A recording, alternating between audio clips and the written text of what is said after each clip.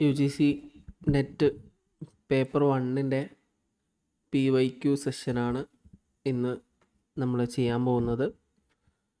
UGC നെറ്റിലെ ഏറ്റവും പ്രധാനപ്പെട്ടൊരു ഭാഗമാണ് ഇൻഫോർമേഷൻ ആൻഡ് കമ്മ്യൂണിക്കേഷൻ ടെക്നോളജി. ഇതിൽ ഒരുപാട് ചോദ്യങ്ങൾ വരാറുണ്ട്. ഇതിലൊരുപാട് ടെക്നിക്കൽ ടേംസൊക്കെ വരാറുണ്ട്. അപ്പോൾ സാധാരണഗതിയിൽ അബ്രിവേഷൻസ്, ടെർമിനോളജീസ് ഇതൊക്കെ വളരെ പ്രധാനപ്പെട്ടതാണ് ഇൻഫോർമേഷൻ ആൻഡ് കമ്മ്യൂണിക്കേഷൻ ടെക്നോളജിയിൽ.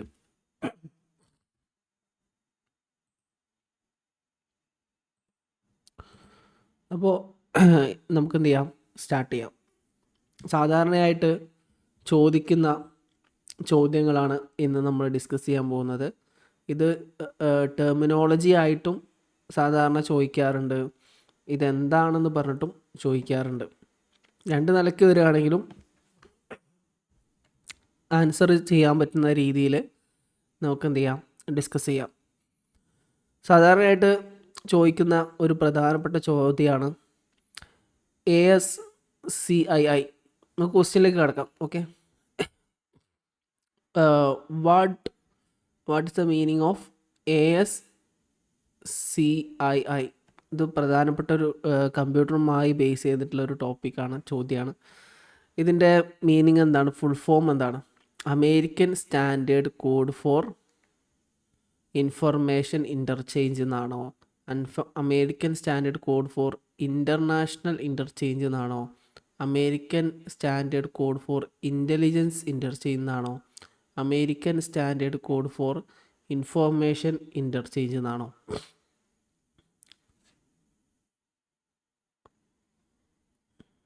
ഓക്കെ, ഇതിൽ ഫസ്റ്റത്തെ രണ്ടെണ്ണം സെയിം ആണല്ലേ. ഓക്കെ, ശരിക്ക് ഇതിൻ്റെ ആൻസർ ഇൻഫോർമേഷൻ ഇൻ്റർചേഞ്ച് എന്നാണ്. American standard code for information interchange. ഇതുകൊണ്ട് ഉദ്ദേശിക്കുന്നത് എന്താ വെച്ചാൽ, നമ്മുടെ കമ്പ്യൂട്ടർ ഒരിക്കലും എന്ത് ചെയ്യില്ല, നമ്മൾ സംസാരിക്കുന്ന ഭാഷ കമ്പ്യൂട്ടർ മനസ്സിലാക്കാൻ കഴിയില്ല.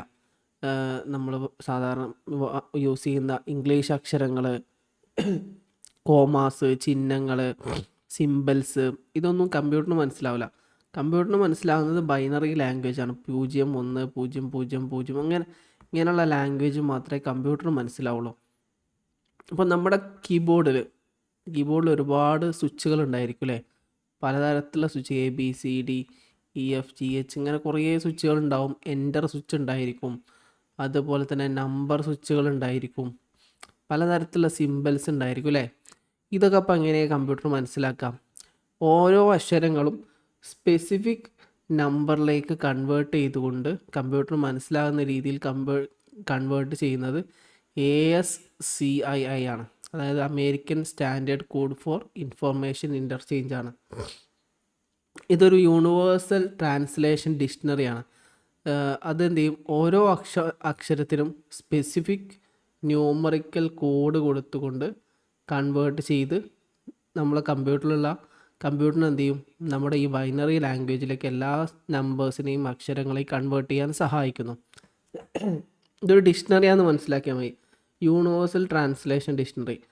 എല്ലാ അക്ഷരങ്ങളെയും എന്ത് ചെയ്യും, ലെറ്റേഴ്സിനെയും സിമ്പിൾസിനെയും ഒക്കെ കീബോർഡിലുള്ള ഇതിനൊക്കെ ഡിഫറെൻറ്റ് എന്ത് ചെയ്യുക, ഓരോ ഒക്കെ നമ്പേഴ്സ് ആക്കിയിട്ട് കൺവേർട്ട് ചെയ്യാൻ ഇത് സഹായിക്കുന്നു. അപ്പോൾ ഇത് ഇമ്പോർട്ടൻ്റ് ആണ്, ചോദിക്കാൻ സാധ്യത ഉണ്ട്. രണ്ടാമത്തെ മെമ്മറിയുമായി ബന്ധപ്പെട്ടതാണ്. സ്പീഡിനനുസരിച്ച് മെമ്മറീസിനെ കാറ്റഗറൈസ് ചെയ്യാനാണ് ഇവിടെ പറഞ്ഞിട്ടുള്ളത്. The following correctly list computer memory types for lowest to highest speed. ഇവിടെ 3-4 തരത്തിലുള്ള മെമ്മറീസ് കൊടുക്കുന്നുണ്ട്. ഒന്ന് secondary storage, main storage, cache memory, CPU, register. 4 തരത്തിലുള്ള മെമ്മറികളാണ്. ഇതിൽ നമുക്ക് കറക്റ്റ് ഉത്തരത്തിലേക്ക് ആദ്യം പോവാം. കറക്റ്റ് ഉത്തരം A ആണ് കേട്ടോ, A ആണ്. എങ്ങനെയാണെന്ന് നമുക്ക് നോക്കാം. ഓക്കെ, ഒന്ന് സെക്കൻഡറി സ്റ്റോറേജ്. സ്റ്റോറേജ് എന്ന് പറഞ്ഞാൽ നമുക്കിപ്പോൾ സെക്കൻഡറി ആയിട്ട് നമ്മൾ USB, മെമ്മറി കാർഡ്, ഇതൊക്കെയാണ് ഈ സെക്കൻഡറി സ്റ്റോറേജ് കൊണ്ട് ഉദ്ദേശിക്കുന്നത്. ഇത് നമുക്ക് എന്ത് ചെയ്യണം, ഇത് എന്താണ്, നമുക്ക് ആക്സസ് ചെയ്യാൻ വളരെ ബുദ്ധിമുട്ടാണല്ലേ. ഇപ്പോൾ നമ്മൾ ഒരു പച്ചക്കറിയുടെ ഒരു നമ്മുടെ കിച്ചണുമായി ബന്ധപ്പെട്ട ഒരു ഉദാഹരണം എടുക്കുകയാണെങ്കിൽ, നമ്മൾ ഭക്ഷണം കുക്ക് ചെയ്യുന്ന സമയത്ത് കടയിൽ പോയിട്ട് പച്ചക്കറി സാധനങ്ങൾ വാങ്ങിക്കൊണ്ടുവരണം അല്ലേ. അതേപോലെയാണ് ഈ സെക്കൻഡറി സ്റ്റോറേജ് സിസ്റ്റം എന്ന് പറഞ്ഞാൽ. അത് നമുക്ക് വേറെ പുറത്തുനിന്ന് എടുത്തിട്ട് എന്ത് ചെയ്യണം, കൊണ്ടുവരണം. അത് കുറച്ച് നമുക്ക് പെട്ടെന്ന് ആക്സസ് ചെയ്യാൻ പറ്റാത്തൊരു സാധനമാണ് സെക്കൻഡറി സ്റ്റോറേജ് എന്ന് പറഞ്ഞാൽ. മെയിൻ മെമ്മറി റാം കൊണ്ട് ഉദ്ദേശിക്കുന്നത് ഇപ്പോൾ CD അങ്ങനെയുള്ളതൊക്കെ എന്താണ്, റാമാണ്.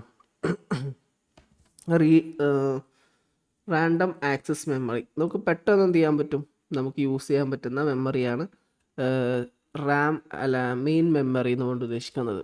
കേച്ച് മെമ്മറി കൊണ്ട് ഉദ്ദേശിക്കുന്നത് കുറച്ചും കൂടെ എളുപ്പത്തിൽ നമുക്ക് ആക്സസ് ചെയ്യാൻ പറ്റുന്ന, കമ്പ്യൂട്ടറിന് പെട്ടെന്ന് വളരെ അടുത്തുള്ള മെമ്മറിക്ക് എന്ന് പറയാം ക്യാച്ച് മെമ്മറി എന്ന് പറയാം.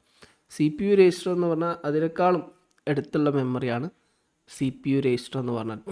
ചുരുക്കി പറഞ്ഞാൽ ആദ്യം സ്പീഡിൻ്റെ ബേസിൽ കാറ്റഗറൈസ് ചെയ്യുകയാണെങ്കിൽ മെമ്മറിയെ നമുക്ക് ആദ്യം ഏറ്റവും പെട്ടെന്ന് ആക്സസ് ചെയ്യാൻ പറ്റുന്ന മെമ്മറിയെ CPU രജിസ്റ്റർ എന്ന് പറയാം, പിന്നെ ക്യാച്ച് മെമ്മറി എന്ന് പറയാം, പിന്നെ മെയിൻ മെമ്മറി എന്ന് പറയാം, പിന്നെ സെക്കൻഡറി രജിസ്റ്റർ എന്ന് പറയാം. ഇതിങ്ങനെ തന്നെ കാണാതെ പഠിച്ചു വെക്കുക. അപ്പോൾ ഏതെങ്കിലും ഇതിൽ ആദ്യത്തോ അവസാനത്തോ കിട്ടിയാൽ തന്നെ നമുക്ക് എന്ത് ചെയ്യാം, പെട്ടെന്ന് കാറ്റഗറൈസ് ചെയ്യാൻ സാധിക്കും. അടുത്ത് GUI. എന്താണ് ഈ GUI എന്ന് പറഞ്ഞാൽ എന്താണ്? 4 ഓപ്ഷൻസ് കൊടുത്തിട്ടുണ്ട്. Graphical usage interaction, game user interface, graphical user interface, graphical user interaction. ഇത് സാധാരണഗതിയിൽ നമുക്ക് ഇപ്പോൾ നമ്മൾ കമ്പ്യൂട്ടർ സ്ക്രീൻ നോക്കാം.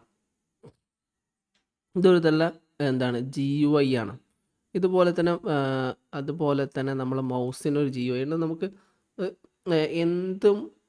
എന്തിൻ്റെയും ഒരു വിഷ്വൽ സ്ക്രീൻ ഉണ്ടല്ലോ, അതിനാണ് GUI എന്ന് പറയാം. നമ്മൾ മൊബൈൽ ഓപ്പൺ ചെയ്ത് കഴിഞ്ഞാൽ മൊബൈലിൽ നമുക്ക് എന്ത് കാണും, അതിലെല്ലാ ഇപ്പോൾ ഇത് നോക്കുകയാണെങ്കിൽ ഇത് നമ്മളെ ബേസിക് ആയിട്ടുള്ള എല്ലാ കാര്യങ്ങളും എന്തുണ്ട് ഇതിൽ കാണുന്നുണ്ട്. ടൂൾ ബാർസ് ഉണ്ട്, പലതരത്തിലുള്ള ടൂളുകൾ, മൈ കമ്പ്യൂട്ടർ ഉണ്ട്, അങ്ങനെ ഓരോ സാധനങ്ങൾ ഇതിൽ കൊടുത്തിട്ടുണ്ടാവും. ഇതിൽ നിന്ന് ഓരോന്നിടത്തും നമുക്ക് എന്ത് ചെയ്യാൻ പറ്റും, ആക്സസ് ചെയ്യാൻ പറ്റും. ഇതിന് GUI എന്ന് പറയും. അത് ഇനി മാക് ബുക്ക് ആണെങ്കിൽ, ഇനി ആപ്പിൾ OS ആണെങ്കിൽ, അതുപോലെ ആൻഡ്രോയിഡ് OS ആണെങ്കിൽ, അതാണെങ്കിൽ വിൻഡോസ് ആണെങ്കിലും ഒക്കെ തന്നെ എന്ത് ചെയ്യും, വ്യത്യസ്തമായിട്ടുള്ള സാധനങ്ങൾ വ്യത്യസ്തമായ രീതിയിലായിരിക്കും. ക്ലിക്കബിൾ ആയിട്ടുള്ള ബട്ടൺസ് ഉണ്ടാവും, കളർഫുൾ ഐക്കൺസ് ഉണ്ടാവും, വിൻഡോസ് ഉണ്ടായിരിക്കും, അതുപോലെ മൗസ് പോയിൻ്റർ ഉണ്ടാവും, അങ്ങനെ കുറേ സാധനങ്ങൾ ഉണ്ടാവും. ഉള്ളതാണ് ഈ GUI എന്ന് പറഞ്ഞാൽ. ഓക്കെ, GUI എന്ന് പറഞ്ഞാൽ graphical user interface. Graphical user interface ഇതാണ് ഇതിൻ്റെ കറക്റ്റ് ആൻസർ. അതുകൊണ്ട് ഉദ്ദേശിക്കുന്നത് നമ്മുടെ എന്താണ്, യൂസർ ഇൻ്റർഫേസിനെയാണ്. നമ്മൾ മൊബൈലാണെങ്കിലും കമ്പ്യൂട്ടർ ആണെങ്കിലും നമുക്കൊരു ഇൻ്റർഫേസ് ഉണ്ടായിരിക്കും. അത് എന്ത് ചെയ്യും, അതിലൊരു എല്ലാ ഡീറ്റെയിൽസും അതിലുണ്ടാവും. ഇനി മൊബൈൽ സ്ക്രീൻ ആണെങ്കിൽ മൊബൈൽ സ്ക്രീന് അതിൽ കുറേ ഐക്കൺസ് ഉണ്ടാവും, നമുക്ക് ആവശ്യമുള്ളതൊക്കെ എടുക്കാം. ഇത് ഫ്രണ്ട് പേജ് തന്നെയാണ് എന്ത് പറയാം, GUI എന്ന് പറഞ്ഞാൽ.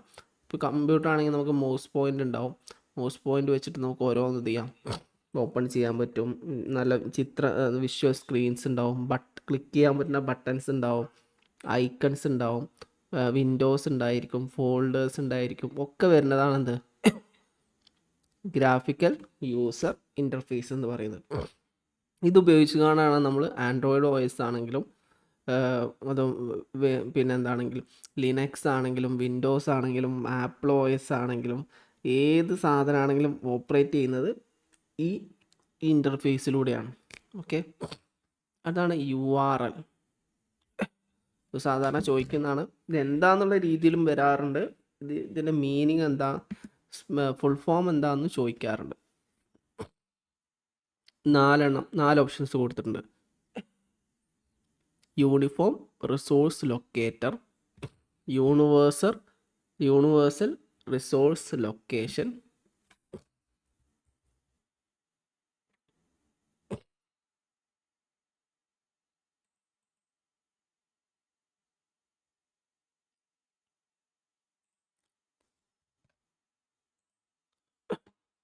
അതുപോലെ തന്നെ uniform registered link, unified resource locator. ഇങ്ങനെ 3 ഓപ്ഷൻസാണ് 4 ഓപ്ഷൻസാണ് നമ്മൾ തന്നിട്ടുള്ളത്. ഇത് കണ്ടു കഴിഞ്ഞാൽ കൺഫ്യൂഷൻ ഉണ്ടാവും. ഇത് സിമ്പിളാണ്. യൂണിഫോം റിസോഴ്സ് ലൊക്കേറ്റർ എന്നാണ് ഇതിൻ്റെ correct meaning. Uniform resource locator, URL. URL എന്ന് പറഞ്ഞാൽ ഒരു വെബ് അഡ്രസ്സിനാണ് URL എന്ന് പറയാം. ഇപ്പം നമ്മൾ ഒരു ഗൂഗിൾ പുതിയൊരു പേജ് എടുക്കുകയാണെങ്കിൽ ഇപ്പോൾ നമ്മൾ www.indiapost.com.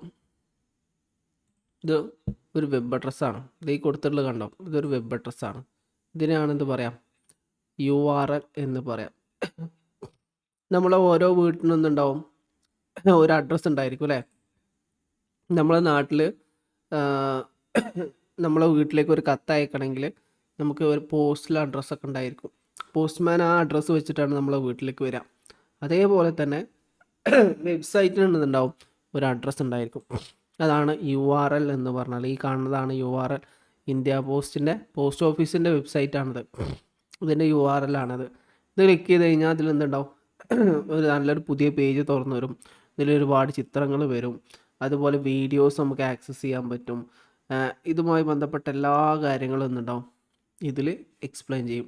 ഇതിനാണെന്ന് പറയാം URL എന്ന് പറയാം. അടുത്തതാണ് ISP. എന്താണ് ISP എന്ന് പറഞ്ഞാൽ? ഇതൊക്കെ നമുക്ക് അറിയണ തന്നെയാണ്. ചിലത് ഇതൊക്കെ 2 രീതി, ഞാൻ നേരത്തെ പറഞ്ഞ പോലെ 2 രീതി ചോദിക്കും കേട്ടോ. ഒന്ന് അതിൻ്റെ അർത്ഥം എന്താണെന്ന് ചോദിക്കും, അതിൻ്റെ ഫങ്ഷൻ എന്താണെന്ന് പറഞ്ഞിട്ട് ചോദിക്കാറുണ്ട്. അപ്പോൾ ഇവിടെ ക്വസ്റ്റ്യൻ വന്നിട്ടുള്ളത് അതിൻ്റെ മീനിങ് എന്താണ്, ഫുൾ ഫോം എന്താണെന്നാണ്. ചില സമയത്ത് ICPയുടെ ഫങ്ഷൻ എന്താണെന്ന്, ISPയുടെ ഫങ്ഷൻ എന്താണെന്ന് ചോദിക്കും. ISP എന്ന് പറഞ്ഞാൽ എന്താണ്? ISPയുടെ full form internet service provider എന്നാണ്. 3-4 ഓപ്ഷനും എടുത്ത് കൊടുത്തിട്ടുണ്ട്. Service protocol provider, internet service provider, information service protocol, അങ്ങനെ കൊടുത്തിട്ടുണ്ട്. ആൻസർ രണ്ടും സെയിം തന്നെയാണ്. ഇത് സെയിം അല്ല. ഇൻ്റർനെറ്റ് സർവീസ് പ്രൊവൈഡറാണ് ISPയുടെ ഫുൾ ഫോം. ഓക്കെ, ഇതോട് ഉദ്ദേശിക്കുന്നത് എന്താ വെച്ചാൽ, നമുക്ക് ഇൻ്റർനെറ്റ് എന്ന് പറഞ്ഞാൽ മാസീവായിട്ടുള്ള ഗ്ലോബൽ നെറ്റ്വർക്ക് അല്ലേ. അതെന്തുണ്ട്, നമുക്ക് എന്ത് ചെയ്യാൻ പറ്റില്ല, ഡയറക്റ്റായിട്ട് ഈ ഗ്ലോബൽ നെറ്റ്വർക്കിലേക്ക് ആക്സസ് ഒന്നും ഉണ്ടാവില്ല. ഇപ്പോൾ നമ്മൾ ഇൻ്റർനെറ്റ് കണക്റ്റഡ് ആണ്. അപ്പോൾ നമ്മൾ ഈ വെബ്സൈറ്റ് ഈ ഇന്ത്യ പോസ്റ്റിൻ്റെ വെബ്സൈറ്റ് ക്രിയേറ്റ് ചെയ്തിട്ടുണ്ട്. ഇങ്ങനെ ഇതിലേക്ക് നമുക്ക് ആക്സസ് ഉണ്ട്. അപ്പോൾ നമുക്ക് എന്തെങ്കിലും എബൌട്ട് അസ് ഇതിനെക്കുറിച്ച് നമുക്ക് അറിയാൻ ആഗ്രഹമുണ്ട്. അപ്പോൾ ഈ പേജ് ഓപ്പൺ ചെയ്തു. ഇതുമായിട്ട് നമുക്ക് ഡയറക്റ്റ് കണക്ഷൻ ഇല്ല. നമ്മൾ എന്ത് ചെയ്യാം, ഏതെങ്കിലും സർവീസ് പ്രൊവൈഡർ ത്രൂ ആണ് എന്ത് ചെയ്യുക, ഈ ഇൻ്റർനെറ്റിലേക്ക് ആക്സസ് നേടിയെടുക്കുക. അത് ചിലപ്പോൾ ജിയോ ആവാം, എയർടെൽ ആവാം,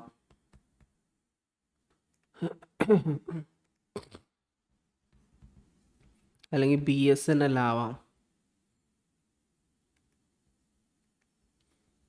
ഇതൊക്കെ എന്താണ്, internet service പ്രൊവൈഡറാണ്.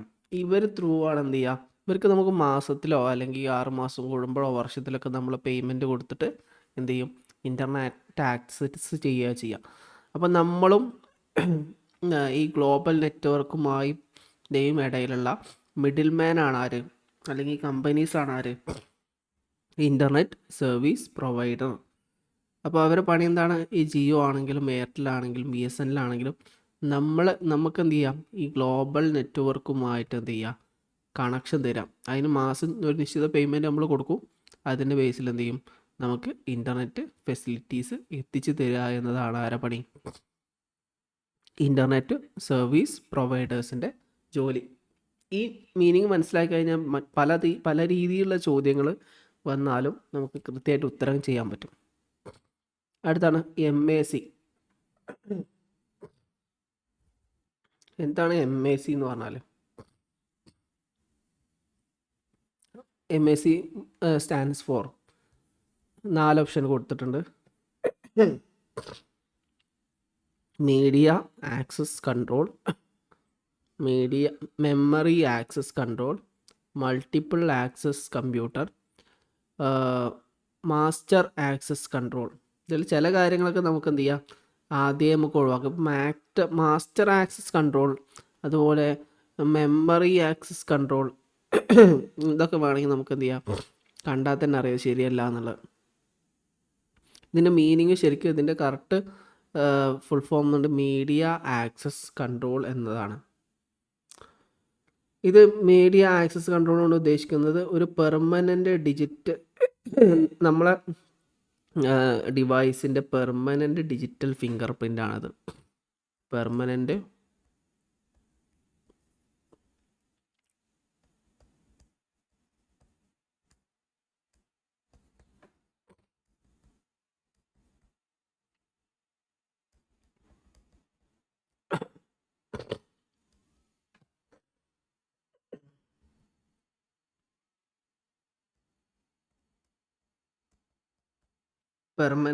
Digital finger print. നമുക്ക് ഇപ്പോൾ രണ്ട് തരത്തിൽ, ഇപ്പോൾ IP എന്ന് പറഞ്ഞൊരു സാധനം നമുക്ക് പഠിക്കാം, ഇൻ്റർനെറ്റ് പ്രോട്ടോക്കോൾ. അത് നമുക്ക് ഓരോ ലൊക്കേഷൻ അനുസരിച്ച് ഈ IP അഡ്രസ്സ് മാറും. ഇപ്പോൾ നമ്മൾ കമ്പ്യൂട്ടർ ഉപയോഗിച്ചിട്ട് തന്നെ യൂസ് ചെയ്യുകയാണെങ്കിൽ തന്നെ ഇവിടെ നിന്ന് നമ്മൾ കേരളത്തിൽ നിന്ന് യൂസ് ചെയ്ത് കഴിഞ്ഞാൽ വേറെ IP അഡ്രസ്സ് ആയിക്കാരം, അമേരിക്കയിൽ നിന്ന് യൂസ് ചെയ്ത് കഴിഞ്ഞാൽ വേറെ IP അഡ്രസ്സ് ആയിക്കാരം. അപ്പോൾ IP അഡ്രസ്സ് എന്ത് ചെയ്യും, നമ്മളെ സ്ഥലം, നമ്മളെ ഫോണ്, നമ്മളെ കമ്പ്യൂട്ടർ, ഇതിനനുസരിച്ച് IP അഡ്രസ്സിലൊക്കെ ചേഞ്ച് വരും. പക്ഷേ നമ്മുടെ ഈ MAC അഡ്രസ്സ് ഉണ്ടല്ലോ, മീഡിയ ആക്സസ് കൺട്രോൾ, അതൊരു പെർമനൻ്റ് ഡിജിറ്റൽ ഫിംഗർ പ്രിൻ്റ് ആണ്. നമ്മളെപ്പോൾ ഇൻ്റർനെറ്റ് യൂസ് ചെയ്യുമ്പോഴും ഈ കോമൺ ആയിട്ടുള്ള നമ്പർ വെച്ചിട്ടായിരിക്കും, കോഡ് വെച്ചിട്ടായിരിക്കും നമ്മൾ ആക്സസ് ചെയ്യാം. ഇത് നമ്മൾ ഹാർഡ്വെയറിൽ പെർമനൻ്റ് ആയിട്ടുള്ള നമ്പറാണ്. Okay, permanent digital fingerprint ആണെന്ത് മീഡിയ ആക്സസ് കൺട്രോൾ. ഇമ്പോർട്ടൻ്റ് ആണ്. IP അഡ്രസ്സ് എന്ന് പറഞ്ഞാൽ എന്താണെന്ന് കുറച്ച് നമുക്ക് പറഞ്ഞുതരാം. IP അഡ്രസ്സ് ഓരോ സ്ഥലം, രാജ്യം, ഫോൺ നമ്പർ, ഇതിനനുസരിച്ചൊക്കെ മാറും. പക്ഷേ MAC ഒരിക്കലും ഒന്നുമില്ല, മാറില്ല. നമ്മൾ ഒരു ഫോൺ ഉപയോഗിക്കുന്നുണ്ട്, ആ ഫോണിൽ സ്ഥിരമായിട്ടൊരു MAC ഉണ്ടാവും. അത് ഇനിയിപ്പോൾ ഏത് നാട്ടിൽ പോയി കഴിഞ്ഞാലും ആ MAC അഡ്രസ്സ് മാറൂല. അതാണ് അതിൻ്റെ കൃത്യമായിട്ടുള്ള മീനിങ്. ഇനി നമുക്ക് അടുത്ത ക്വസ്റ്റ്യനിലേക്ക് പോകാം. HTTP. HTTP സ്റ്റാൻഡ്സ് ഫോർ, നമുക്കറിയുന്നത് തന്നെയാണ്, hypertext transfer protocol, hypertext transmission protocol, hyper transfer text protocol, hypertext technology protocol. നമുക്കറിയണത് തന്നെയാണ് ഇതിൻ്റെ answer. Hypertext transfer protocol ആണ് ഇതിൻ്റെ meaning.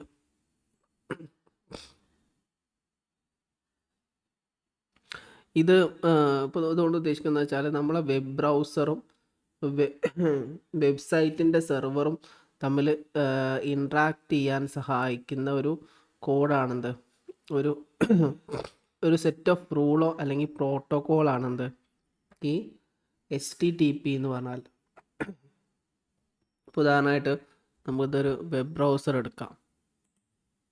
Web browser Google Chrome ആണ് അല്ലേ, ഗൂഗിൾ ക്രോം വെബ് ബ്രൗസറാണ്. ഇതിൽ നമുക്ക് എന്ത് ചെയ്യാം, ഒരു സാധനം, ഒരു കാര്യം അടിച്ചു കൊടുക്കാം. അപ്പോൾ UGC നെറ്റ് എന്ന് അടിച്ചു കൊടുത്തു. അപ്പോൾ എന്ത് ചെയ്യാം, ഇതാണ് UGCയുടെ സൈറ്റിലേക്ക് നമുക്ക് പോയി അല്ലേ, യൂണിവേഴ്സിറ്റി ഗ്രാൻഡ് കമ്മീഷൻ സൈറ്റിലേക്ക് പോയി.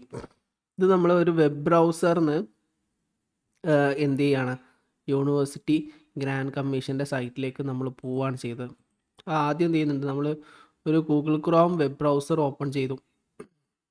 അതായത് ഗൂഗിള് അല്ലെങ്കിൽ സഫാരി അല്ലെങ്കിൽ ഏത് സാധനം നമുക്ക് യൂസ് ചെയ്യാം. അതിൽ കയറിയിട്ട് നമ്മൾ എന്ത് ചെയ്യും, കോഡ് അടിച്ചു കൊടുത്തു. ഏതെങ്കിലും ഇപ്പോൾ ഇന്ത്യ പോസ്റ്റ് അടിച്ചു കൊടുത്തു കഴിഞ്ഞാൽ ഇന്ത്യ പോസ്റ്റിൻ്റെ വെബ്സൈറ്റിലേക്ക് പോകുന്നുണ്ട്. അപ്പോൾ ഇവിടെ എന്തുണ്ട്, വെബ് ബ്രൗസർ വെബ്സൈറ്റിൻ്റെ സെർവറുമായിട്ട് സംസാരിച്ചിട്ടാണ് എന്ത് ചെയ്യുന്നത്, അങ്ങോട്ട് പോണത്. ഇപ്പോൾ ഈ ഇത് ചെയ്യുന്ന സമയത്ത് ഇപ്പോൾ നമ്മൾ ഗൂഗിളിൽ എന്ത് ചെയ്യുന്നുണ്ട്, UGC നെറ്റ് എന്ന് അടിച്ചു കൊടുക്കുമ്പോൾ ഈ ഗൂഗിൾ ക്രോം പറയണം എന്നെ എന്ത് ചെയ്യണം, ഈ വെബ്സൈറ്റിലേക്ക് നിങ്ങൾ കൊണ്ടുപോകും, UGC ഗ്രാൻഡ് കമ്മീഷൻ്റെ വെബ്സൈറ്റിലേക്ക് കൊണ്ടുപോകും എന്ന് പറയുമ്പോൾ എന്ത് ചെയ്യാണ്, അതിന് റിപ്ലൈ ചെയ്താ ഇതാണ് ആ വെബ്സൈറ്റ്. അവർ തമ്മിലൊരു സംസാരം നടക്കുന്നുണ്ട് അല്ലേ. ഗൂഗിൾ എന്ത് ചെയ്യുന്നുണ്ട്, പറയുന്നുണ്ട് എന്നെ ഈ വെബ്സൈറ്റിലേക്ക് കൊണ്ടുപോകും. അപ്പോൾ എന്ത് ചെയ്യുന്നുണ്ട്, സെർവർ ഇഗ്നോൻ്റെ UGC നെറ്റ് യൂണിവേഴ്സിറ്റി ഗ്രാൻഡ് കമ്മീഷൻ്റെ സെർവറുമായിട്ട് കണക്ട് ചെയ്തിട്ട് അവരെന്ത് ചെയ്യുന്നത്, ഇതാണ് ആ വെബ്സൈറ്റ് എന്ന് പറഞ്ഞ് ഇതെന്താണ്, ഇതൊരു സെറ്റ്, ഇതിനാണെന്ന് പറയാം HTTP എന്ന് പറയാം. ഇതൊരു സെറ്റ് ഓഫ് യൂണിവേഴ്സൽ റൂൾസാണ്, ഒരു കൂട്ടം യൂണിവേഴ്സൽ റൂൾസാണ്. അത് വെബ് ബ്രൗസറിനെയും വെബ്സൈറ്റിൻ്റെ സെർവറിനെയും പരസ്പരം ഇൻട്രാക്ട് ചെയ്യാൻ ഹെൽപ്പ് ചെയ്യുന്നൊരു സെറ്റ് ഓഫ് റൂൾസാണ്. ഇത് എല്ലായിടത്തും സെയിമാണ്, മൊത്തത്തിൽ എല്ലായിടത്തും സെയിമാണ്, യൂണിവേഴ്സൽ ആണെന്നർത്ഥം. HTTP hypertext transfer protocol എന്നാണ് അതിൻ്റെ മീനിങ് വരുന്നത്. ഇനി FTP file transfer protocol.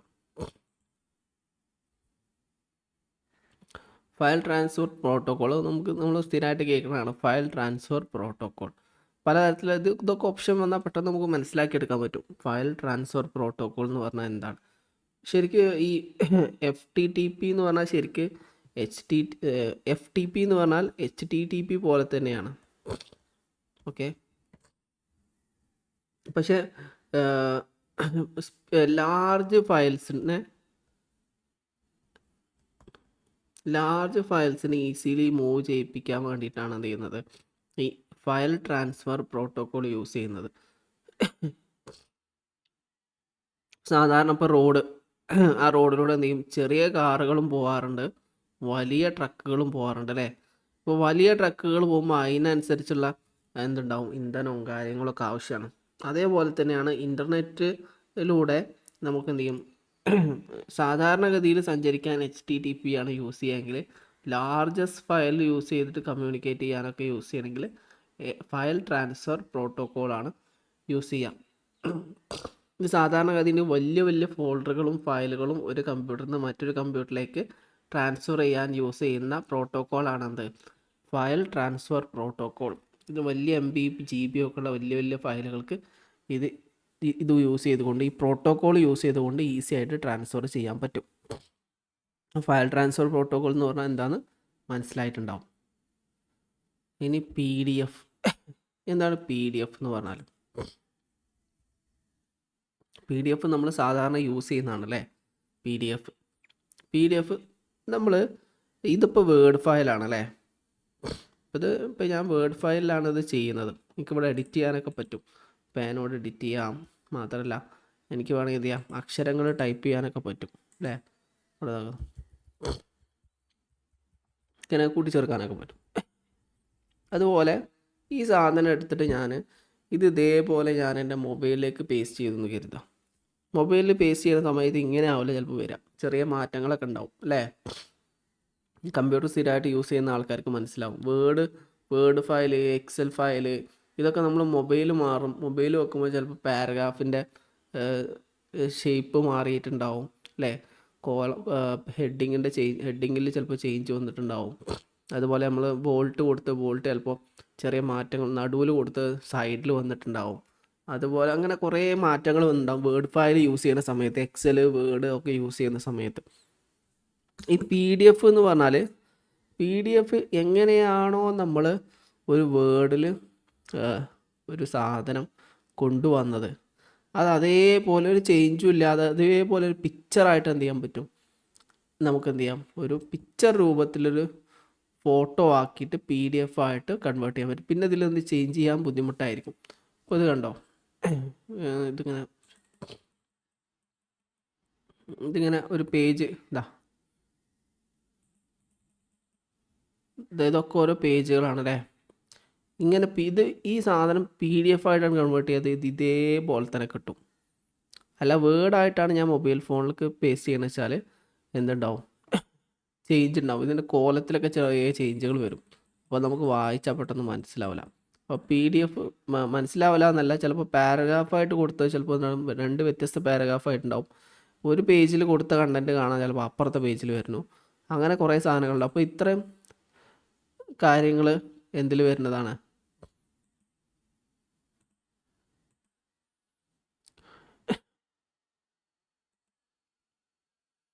PDF വരുന്നതാണ്. അപ്പോൾ നമുക്ക് എന്ത് ചെയ്യാം? അതിന് ഫുൾ ഫോം എന്താണെന്ന് പറഞ്ഞില്ലല്ലോ അല്ലേ? നമ്മൾ മെയിനായിട്ട് നോക്കിക്കൊണ്ടിരിക്കുന്നത് PDF ഫുൾ ഫോമാണ്. PDF എന്ന് പറഞ്ഞാൽ എന്താണ്? പോർട്ടബിൾ ഡോക്യുമെൻ്റ് ഫോർമാറ്റ് എന്നാണ് PDF കൊണ്ട് ഉദ്ദേശിക്കുന്നത്. ഇത് സാധാരണ കേൾക്കണ വാക്ക് തന്നെയാണ്. പല ഇങ്ങനെ കൺഫ്യൂഷൻ ആകുന്ന കുറേ സാധനങ്ങളും. Portable document format, printed document format, public document format, published document format, ഇങ്ങനെയൊക്കെ വരും. ഇത് പെട്ടെന്ന് നമുക്ക് എന്ത് ചെയ്യാം? പോർട്ടബിൾ ആണെന്ന് മനസ്സിലാക്കിയിട്ട് പോർട്ടബിൾ ഡോക്യുമെൻ്റ് ഫോർമാറ്റ്, ഇതാണ് ഇതിൻ്റെ കറക്റ്റ് മീനിങ്. ഇതുകൊണ്ട് ഉദ്ദേശിക്കുന്നത് എന്താണെന്ന് വെച്ചാൽ എന്താണോ നമ്മൾ വേർഡിൽ ക്രിയേറ്റ് ചെയ്യുന്നത് അത് അതേപോലെ ഒരു ഫോട്ടോഗ്രാഫായിട്ട് കൺവേർട്ട് ചെയ്യും. ഫോട്ടോഗ്രാഫ് രൂപത്തിൽ തന്നെ കൺവേർട്ട് ചെയ്യാൻ പറ്റുന്നതാണ് PDF എന്ന് പറഞ്ഞാൽ. ഇപ്പോൾ നമുക്കൊരു PDF എടുത്ത് നോക്കുകയാണെങ്കിൽ ഇതൊരു അസൈൻമെൻറ്റിൻ്റെ PDF ആണ്. അപ്പോൾ ഇഗ്നോൻ്റെ അസൈൻമെൻ്റ് ആണ്. അപ്പോൾ അതായത് കണ്ടോ, ഇതിങ്ങനെ കൃത്യമായിട്ട് ഓരോ പേജിൽ ഓരോ നോട്ട് കൃത്യമായിട്ട് കൊടുത്തിട്ടുണ്ട്, ഗ്രാഫുകൾ കൊടുത്തിട്ടുണ്ട് അല്ലേ? ഇത് MPC 002 സൈക്കോളജിയുടെ ഒരു അസൈൻമെൻറ്റ്. ഇത് നമ്മൾ വേർഡിലാണെങ്കിൽ ഒരു വേർഡ് എടുത്തിട്ട് വേറെ വേർഡിലേക്ക് പേസ്റ്റ് ചെയ്യുന്ന സമയത്ത്, വേർഡ് എടുത്തിട്ട് മൊബൈലിലേക്ക് ഷെയർ ചെയ്യുന്ന സമയത്തൊക്കെ അതായത് ഇതേപോലെ വരില്ല. കുറച്ച് ഭാഗങ്ങളെന്നുണ്ടാവും ഇത് അപ്പുറത്തെ പേജിലുണ്ടാവും. ചിലപ്പോൾ ഇതൊന്നും എന്ത് ചെയ്യാൻ പറ്റില്ല, നമുക്ക് ഇങ്ങനെ തന്നെ ഈ ഫോർമാറ്റിൽ കാണാൻ തന്നെ പറ്റില്ല. ചിലപ്പോൾ വേറെ എന്തെങ്കിലും കോഡായിട്ട് കയറും ഈ കോഡുകൾ വരിക. ഇക്വേഷൻസ് കൃത്യമായിട്ട് ചിലപ്പോൾ വരില്ല. അപ്പോൾ നമ്മൾ വേർഡിൽ എന്താണോ ചെയ്തത് വേർഡിൻ്റെ സെയിം ഒരു ഫോട്ടോ കോപ്പി പോലെ, ഒരു ഫോട്ടോഗ്രാഫ് പോലെ കൺവേർട്ട് ചെയ്യാൻ ഈ PDF സഹായിക്കും. നമ്മൾ എന്താണോ വേർഡിൽ ചെയ്തത് അല്ലെങ്കിൽ എക്സലിൽ ചെയ്തത് അത് അതേപോലെ കാണിക്കും. അതാണ് PDF എന്ന് പറഞ്ഞാൽ. അടുത്തത് ROM, random only memory, read only memory, rapid only memory, regular only memory. ഇത് നിങ്ങൾക്ക് എല്ലാവർക്കും അറിയുന്നത് തന്നെയാണ്. ഇതിൻ്റെ ആൻസർ എന്താണ്? ആരാ പറയാം? റാൻഡം ഓൺലി മെമ്മറി ആണോ? റീഡ് ഓൺലി മെമ്മറി ആണോ? റാപ്പിഡ് ഓൺലി മെമ്മറി ആണോ? ഏതാണ്? ബി ഇല്ലേ? Read only memory. ഇത് നമുക്ക് എന്ത് ചെയ്യാൻ പറ്റില്ല. സാധാരണഗതിയിൽ നമുക്ക് എഡിറ്റ് ചെയ്യാനൊന്നും പറ്റില്ല. പെർമനൻറ്റ് മെമ്മറിയാണെന്ത് റീഡ് ഓൺലി മെമ്മറി കൊണ്ട് ഉദ്ദേശിക്കുന്നത്. ഇപ്പോൾ ഉദാഹരണമായിട്ട് നമുക്ക് ഒരു CD പണ്ടൊക്കെ CD ഉണ്ടായിരുന്നു. ഈ CDൻ്റെ ഉള്ളിലുള്ള മെമ്മറി ഒരിക്കലും നമുക്ക് എഡിറ്റ് ചെയ്യാനൊന്നും പറ്റില്ല. Read only മെമ്മറിയാണ്. CD-ROM ഒരു എക്സാമ്പിളാണ്. ഇത് പെർമനൻ്റ് മെമ്മറിയാണ്. ഇത് എന്ത് ചെയ്യാൻ പറ്റും? ഇത് വായിക്കാൻ മാത്രമേ പറ്റുള്ളൂ. അടുത്ത് വൈഫൈ എന്ന് പറഞ്ഞാൽ എന്താണ്? വൈഫൈൻ്റെ ഫുൾ ഫോം ഒഫീഷ്യലി വൈഫൈൻ്റെ മീനിങ് എന്താണെന്ന് നോക്കാം. Wireless fidelity, wireless field, officially ഒന്നും പറയണില്ല. വയർലെസ് ഫൈബർ എന്നും പറയാറുണ്ട്. ഇതിൻ്റെ മീനിങ് എന്താണ്? വയർലെസ് ഫിഡിലിറ്റി എന്നാണ്. ഓക്കെ, വൈഫൈ എന്ന് പറഞ്ഞാൽ ശരിക്കും എന്താണ്? നമ്മൾ ഫിസിക്കൽ കേബിൾസ് ഇല്ലാതെ ഇൻ്റർനെറ്റിനെ കണക്ട് ചെയ്യാൻ സഹായിക്കുന്ന ഡിവൈസിനെ എന്ന് പറയാം വൈഫൈ എന്ന് പറയാം. ഇതെന്തുണ്ടാവും? ഒരു മോഡ് ഉണ്ടായിരിക്കും, അല്ലെങ്കിൽ റൂട്ടർ ഉണ്ടായിരിക്കും അല്ലേ? നമ്മളെ വീട്ടിലെ എല്ലാവരുടെ വീട്ടിലും അധികം ആളുടെ വീട്ടിലും വൈഫൈ ഉണ്ടായിരിക്കും. വൈഫൈ എന്താണ്?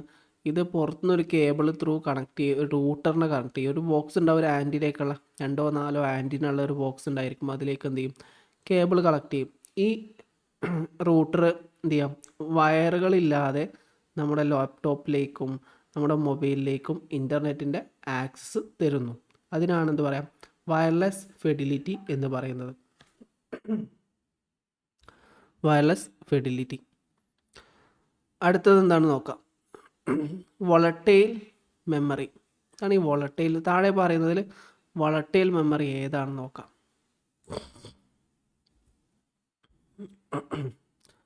Rome, ROM ROM, EP ROM, RAM RAM, FEP Rome.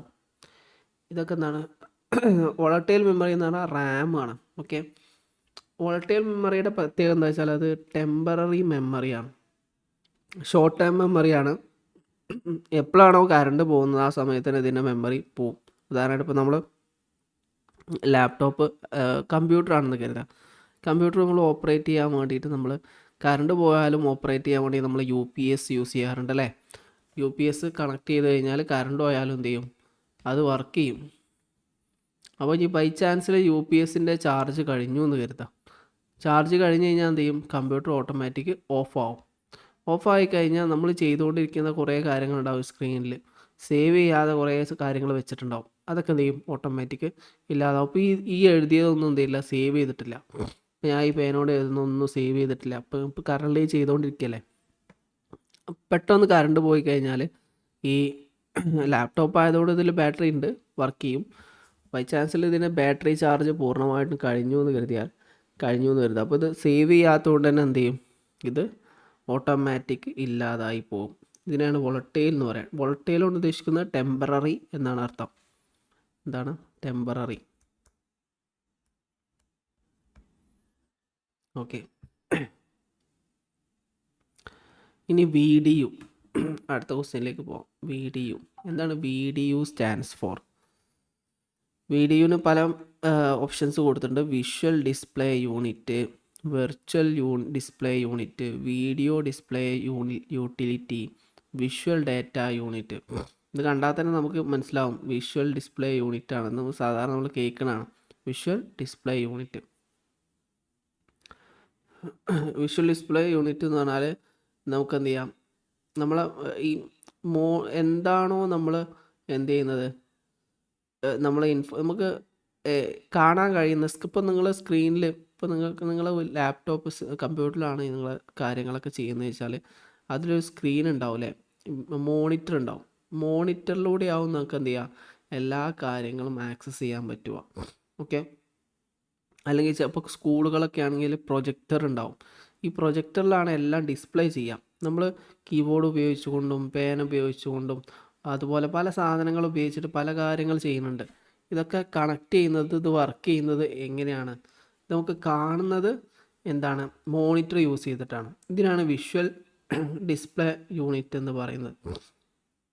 ഇത് നമ്മളെ ടെക്നിക്കൽ ടേം ഫോർ നമ്മളെ സ്ക്രീന് മോണിറ്ററിൻ്റെ ടെക്നിക്കൽ ടേമാണ് അല്ലേ. നമ്മളെ കമ്പ്യൂട്ടർ പല സാധനങ്ങൾ, ഇൻപുട്ട് ഡിവൈസ്, ഔട്ട്പുട്ട് ഡിവൈസ് എന്നൊക്കെ പറഞ്ഞിട്ട് കുറേ സാധനം ഉണ്ടല്ലോ. അതിൽ നമ്മൾ മോണിറ്ററിൻ്റെ അല്ലെങ്കിൽ സ്ക്രീനിൻ്റെ ടെക്നിക്കൽ ടേമാണെന്ത്? വിഷ്വൽ ഡിസ്പ്ലേ യൂണിറ്റ് കൊണ്ട് ഉദ്ദേശിക്കുന്നത്. ഇനി അടുത്ത USB. എന്താണ് USB എന്ന് പറഞ്ഞാൽ?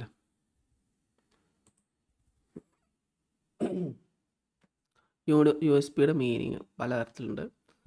ഏതൊക്കെയാണ് നമുക്ക് ഏതിലേതാന്ന് നോക്കാം. ഒന്ന് universal serial bus, universal sequential bus,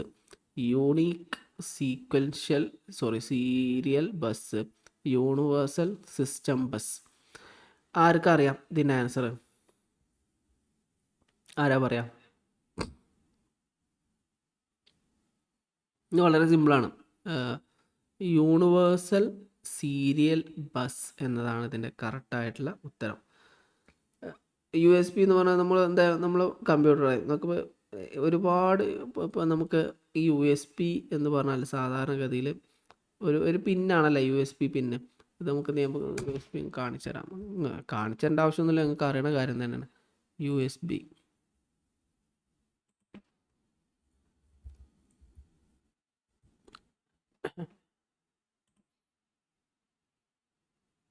ഇതാണ് USB എന്ന് പറഞ്ഞാലേ. ഇതെന്താണ്? ഒരു പിന്നാണ്. ഇത് വെച്ചിട്ട് എന്ത് ചെയ്യാൻ പറ്റും? നമുക്ക് കമ്പ്യൂട്ടറുമായിട്ട് നമ്മുടെ ഡിവൈസുകൾ കണക്ട് ചെയ്യാൻ പറ്റും അല്ലേ. ഇത് സാധാരണ യൂണിവേഴ്സലാണെന്ന് പറഞ്ഞാൽ എല്ലാത്തിനും യൂസ് ചെയ്യാൻ പറ്റുന്ന ഒരു സാധനം. അപ്പോൾ നമുക്ക് മൗസ് ആണെങ്കിലും സെയിം USB പിൻ ഉണ്ടായിരിക്കും, പെൻ ഡ്രൈവ് ആണെങ്കിലും സെയിം USB പിൻ ഉണ്ടായിരിക്കും, അതുപോലെ കീബോർഡ് ആണെങ്കിലും എന്ത് സാധനമാണ്. ഇപ്പോൾ ഞാൻ ഈ കണക്ട് ചെയ്ത് വെച്ചിട്ടുണ്ടല്ലോ, അപ്പോൾ ഞാൻ നിങ്ങൾക്ക് ക്ലാസ് ചെയ്യാൻ വേണ്ടി യൂസ് ചെയ്യുന്ന മൈക്ക് ഒരു കണ്ടൻസർ മൈക്കാണ് യൂസ് ചെയ്യുന്നത്. കണ്ടൻസർ മൈക്ക് കണക്ട് ചെയ്യുന്നത് USB പോർട്ടിലാണ്. അതുപോലെ അതിന് വേണ്ടിയിട്ട് നിങ്ങൾക്ക് ക്ലാസ് എടുക്കുന്ന സമയത്ത് പേര് യൂസ് ചെയ്യാൻ വേണ്ടിയിട്ട് പെൻ ടാബ്ലറ്റ് യൂസ് ചെയ്യുന്നുണ്ട്. ഈ പെൻ ടാബ്ലറ്റും കണക്ട് ചെയ്തിട്ടുള്ള USB പോർട്ടിലാണ്. അതേപോലെ തന്നെ ഈ മൗസ്, ഈ ഇളകിക്കൊണ്ടിരിക്കുന്ന മൗസ് യൂസ് ചെയ്തിട്ടുള്ളത് എന്താണ്, USB പോർട്ടിലാണ്. അതുപോലെ ഈ ചാർജ് ചെയ്യാൻ വേണ്ടിയിട്ട് മൊബൈൽ കുത്തി വെച്ചിട്ടുള്ളതും അത് USB-C പോർട്ടിലാണ്. ഇതൊക്കെ എന്താണ്, ജനറലി യൂണിവേഴ്സലായിട്ട് എന്ത് സാധനവും കണക്ട് ചെയ്യാൻ പറ്റിയ രീതിയിലുള്ള ഒരു പോർട്ടാണെന്ത് USB പോർട്ട് എന്ന് പറയുന്നത്. അതൊക്കെ എന്തും കണക്ട് ചെയ്യാം, പ്രിൻ്റർ കണക്ട് ചെയ്യാം, കീബോർഡ് കണക്ട് ചെയ്യാം, മൈക്ക് കണക്ട് ചെയ്യാം, ജനറലി എല്ലാം കണക്ട് ചെയ്യാൻ പറ്റുന്ന സിംഗിൾ പ്ലഗ് ഷേപ്പിലുള്ള ഒരു ഇതാണെന്ത് USB പോർട്ട് എന്ന് പറയുന്നത്.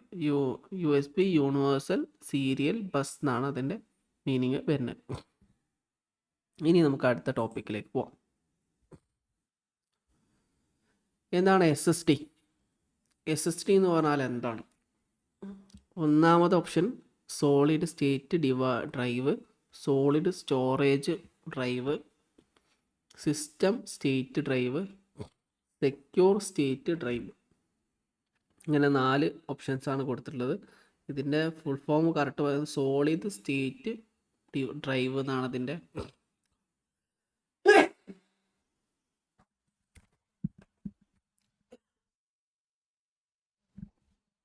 സോളിഡ് സ്റ്റേറ്റ് ഡ്രൈവ് ആണെന്ത് ഇതിൻ്റെ correct answer.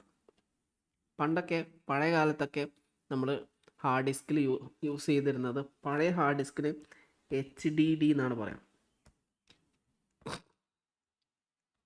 HDD, hard disk drive. ഇതിൽ നമ്മൾ ഈ ഹാർഡ് ഡിസ്ക് ഓപ്പൺ ചെയ്ത് കഴിഞ്ഞാൽ ഇതിൻ്റെ ഉള്ളിലൊരു ഡിസ്കൊക്കെ ഉണ്ടാവും. അതായത് ഇതിൽ ഒരു ഡിസ്ക് ഉണ്ടാവും. ഈ ഡിസ്ക് ഇങ്ങനെ കറങ്ങുന്നതിനനുസരിച്ചാണ് എന്ത് ചെയ്യുക, ഇതിൻ്റെ മെമ്മറീസൊക്കെ ഇതിൽ സ്റ്റോർ ചെയ്യാം. സാധാരണ CD പ്ലെയർ പോലെയാണ് ഇതിലുണ്ടാവുക. ഇത് നമ്മൾ കയ്യിൽ നിന്ന് വീണ് ഇളകി ഇതിൽ ഡിസ്കിന് എന്തെങ്കിലും കംപ്ലൈൻ്റ് ഒക്കെ പറ്റിക്കഴിഞ്ഞാൽ പെട്ടെന്ന് ഇത് നാശമായി പോകും. അതെന്ത് ചെയ്യും, ഇതിൻ്റെ ഈ ഹാർഡ് ഡിസ്ക് ഡ്രൈവിൻ്റെ പ്രത്യേകത ഇതിനുള്ളിൽ ചലിക്കുന്ന പാർട്സ് ഉണ്ടാവും എന്നുള്ളതാണ്. ഈ ഡിസ്ക് ഇങ്ങനെ കറങ്ങിക്കൊണ്ടിരിക്കും. അത് ഒരു പേന പോലെ സാധനം ഉണ്ടാകും, അത് വെച്ചിട്ട് ഇത് വായിക്കും, ഇത് സ്റ്റോർ ചെയ്യുന്ന കാര്യങ്ങൾ വായിക്കും. അതാണിത് HDD എന്ന് പറഞ്ഞാൽ. SSD എന്ന് പറഞ്ഞാൽ നമ്മൾ മെമ്മറി കാർഡൊക്കെ പോലെയാണ്.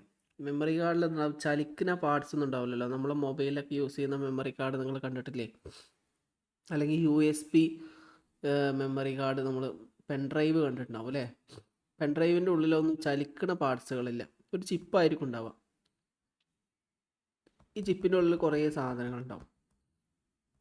ഇതിൻ്റെ ഉള്ളിലാണ് എന്ത് ചെയ്യുക, ഈ മെമ്മറി സ്റ്റോർ ചെയ്ത് വെക്കുക. അതിൻ്റെ ഒരു വലിയ എക്സാമ്പിളാണ് SSD എന്നുകൊണ്ട് ഉദ്ദേശിക്കുന്നത്. SSD എന്നുകൊണ്ട് അതിലെന്ത് ചെയ്യുന്നത്, എക്സാക്റ്റ് സെയിം ജോബ് തന്നെ ചെയ്യുന്നത്. HDD ഹാർഡ് ഡിസ്ക് ചെയ്യുന്ന സെയിം ജോബ് തന്നെ ചെയ്യുന്നത്. പക്ഷേ എന്താണ്, ഇത് കുറച്ചും കൂടെ എന്താണ് ഫാസ്റ്റ് ആയിരിക്കും.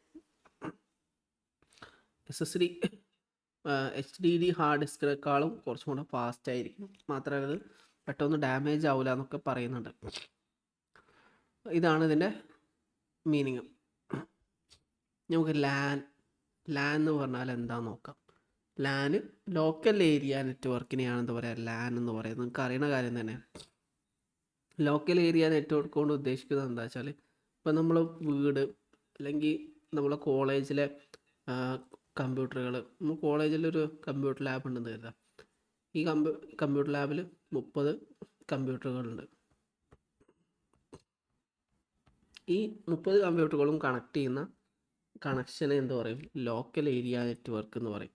അല്ലെങ്കിൽ ഓഫീസ്, കമ്പ്യൂട്ടർ ലാബ്, വീട്, ഇതൊക്കെ ഇതിലെന്ത് ചെയ്യും, ഈ നെറ്റ്വർക്ക് ഇപ്പോൾ 30 കമ്പ്യൂട്ടറിനും ഒറ്റ പ്രിൻ്ററായിരിക്കും ചിലപ്പോൾ, അല്ലെങ്കിൽ ഒറ്റ സ്കാനറായിരിക്കും. അപ്പോൾ ഇതെല്ലാം കൂടെ ഒന്നിച്ച് കണക്ട് ചെയ്യുന്ന കണക്ഷന് എന്ത് പറയും, ലോക്കൽ ഏരിയ നെറ്റ്വർക്ക് എന്ന് പറയും. ഒരു സ്പെസിഫിക് ഏരിയയിലുള്ള കമ്പ്യൂട്ടറുകളെല്ലാം കണക്ട് ചെയ്യുന്ന പരസ്പരം കണക്ട് ചെയ്യുന്ന നെറ്റ്വർക്കിനെയാണ് എന്ത് പറയുന്നത്? ലോക്കൽ ഏരിയ നെറ്റ്വർക്ക് എന്ന് പറയുന്നത്. നമുക്ക് അടുത്ത ടോപ്പിക്കിലേക്ക് പോകാം. HTML. എന്താണ് HTML എന്ന് പറഞ്ഞാൽ? HTML എന്ന് പറഞ്ഞാൽ 4 ഓപ്ഷനാണ് കൊടുത്തുള്ളത്. Hypertext markup language, hyper link and text markup language, home tool markup language, hyper tool markup language. ഇതിലേതാണ് കറക്റ്റ്? ആരാ പറയാ?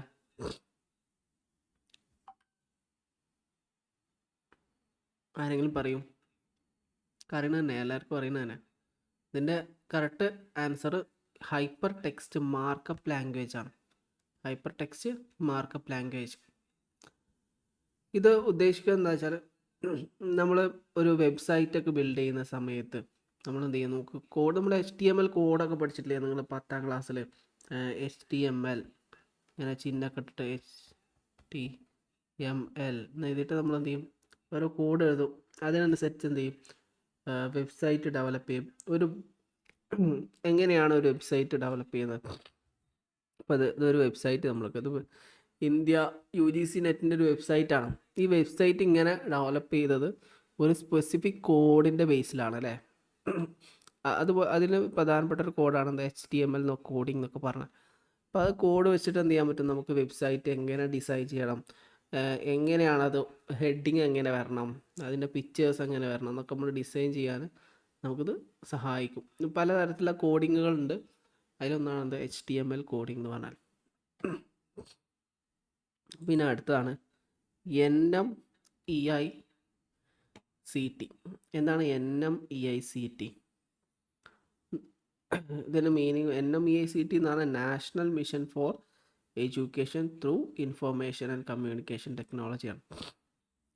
നാഷണൽ മിഷൻ, 4 ഓപ്ഷനാണ് ഇവിടെ കൊടുത്തിട്ടുള്ളത്. National mission on education through information and communication technology, national mission on learning, national mission on education through internet and computer technology, national mission on governance. അപ്പോൾ ഇതിൻ്റെ correct answer വരുന്നത് option 1 national mission on education through information and communication technology. ഇത് Indian government ഒരു ഇനീഷ്യേറ്റീവാണ്. ടീച്ചേഴ്സിൻ്റെ അതുപോലെ college സ്റ്റുഡൻസിൻ്റെ ഒക്കെ എന്താണ് മൊബൈൽ കമ്പ്യൂട്ടർ, ഇൻ്റർനെറ്റ്, ഡിജിറ്റൽ ഡിവൈസുകൾ, ഡിജിറ്റൽ എഡ്യൂക്കേഷൻ പ്രോത്സാഹിപ്പിക്കുക എന്ന ഉദ്ദേശത്തോടു കൂടി ഇന്ത്യൻ ഗവൺമെൻറ് കൊണ്ടുവന്ന ഒരു ഇനീഷ്യേറ്റീവാണെന്ത്? National mission on education through information and communication technology. ഇതെന്ത് ചെയ്യാം? കുട്ടികളുടെയും അതുപോലെ തന്നെ ടീച്ചേഴ്സിൻ്റെയും ലേണിംഗ് സ്കില്ലുകൾ ഇമ്പ്രൂവ് ചെയ്യാൻ സഹായിക്കും. അടുത്താണ് ALU. എന്താണ് ALU എന്ന് പറഞ്ഞാൽ? 4 ഓപ്ഷൻസ് പറയുന്നുണ്ട്. Algorithmic logic unit, arithmetic logic unit, application logic unit, arithmetic local unit. അപ്പോൾ നമുക്ക് അറിയണത് തന്നെയാണ്, സാധാരണ നമ്മൾ പഠിക്കുന്നത് അരിത്തമെറ്റിക് ലോജിക് യൂണിറ്റ് ആണ് ഇതിൻ്റെ ആൻസർ. Arithmetic logic unit. ഇപ്പോൾ നമുക്കെന്താണ്, കമ്പ്യൂട്ടറിൻ്റെ ഉള്ളിലുള്ള ഒരു സ്പെസിഫിക് പാർട്ടാണ് CPU എന്ന് പറയല്ലേ. കമ്പ്യൂട്ടറിന് പല ഭാഗങ്ങളുണ്ട്. CPU അതിലൊരു പ്രധാനപ്പെട്ട ഭാഗമാണ് അല്ലേ, CPU.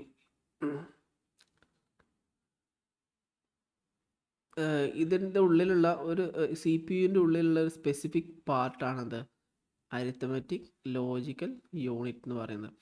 ഇത് മാത്സുമായി ബന്ധപ്പെട്ട ആഡിങ്, സബ്സ്ട്രാക്ഷൻ ഇങ്ങനെയുള്ള കാര്യങ്ങളൊക്കെ ചെയ്യാനാണ് ഇത് ഹെൽപ്പ് ചെയ്യുന്നത്. അരിത്തമെറ്റിക് ലോജിക് യൂണിറ്റ് CPUവിൻ്റെ ഉള്ളൊരു പാർട്ടാണ്. പിന്നെ അടുത്ത്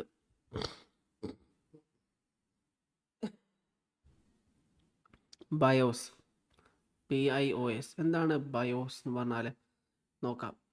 BIOS basic input output unit system, broad input output system, basic internet output system, basic integrated output system. ഇതിൽ കറക്റ്റ് വരുന്നത് ബേസിക് ഇൻപുട്ട് ഔട്ട്പുട്ട് സിസ്റ്റം എന്നാണ്. ബേസിക് ഇൻപുട്ട് ഔട്ട്പുട്ട് സിസ്റ്റമാണ് ഇതിൻ്റെ കറക്റ്റ് ആൻസർ വരുന്നത്.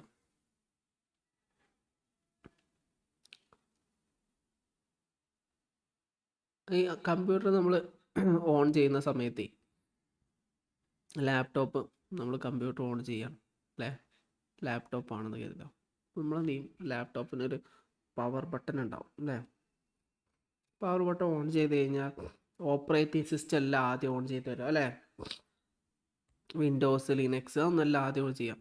ആദ്യം ഓൺ ചെയ്യുന്നത് ബയോസ് ആണ്. ഈ ബയോസ് ഓൺ ചെയ്ത് വന്നിട്ട് എന്താണ് ബയോസ് ആദ്യം ഓൺ ചെയ്യും.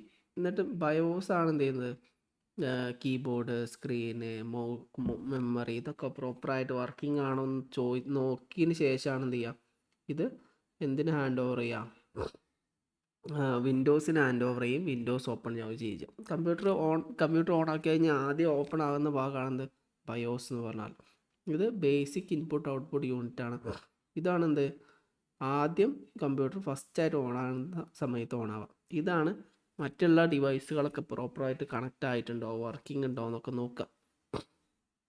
കീബോർഡ്, സ്ക്രീന്, മെമ്മറി ഒക്കെ പ്രോപ്പറായിട്ട് വർക്ക് ചെയ്യുന്നുണ്ടോ ഒക്കെ ചെക്ക് ചെയ്തതിന് ശേഷമാണ് എന്ത് ചെയ്ത് വിൻഡോസ് ഓപ്പൺ ആക്കാൻ പറയാം, അല്ലെങ്കിൽ ലിനക്സ് ഓപ്പൺ ആക്കാൻ പറയാം.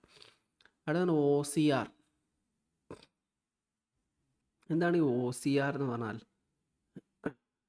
4 ഓപ്ഷനാണ് കൊടുത്തിട്ടുള്ളത്. Optical character recognition, optical CPU recognition, optical character rendering, optical other character restoration. അപ്പോൾ ഇതിൽ നമുക്ക് ഒപ്റ്റിക്കൽ കുറേ കാണുന്നതുകൊണ്ട് ചിലപ്പോൾ ഒപ്റ്റിക്കൽ തുടങ്ങുന്ന വാക്കായിരിക്കും ശരിയായ വാക്ക് എന്നൊക്കെ നമുക്ക് ഇൻ്റലിജൻസ് ഗസ് ഒക്കെ ചെയ്യാൻ പറ്റും.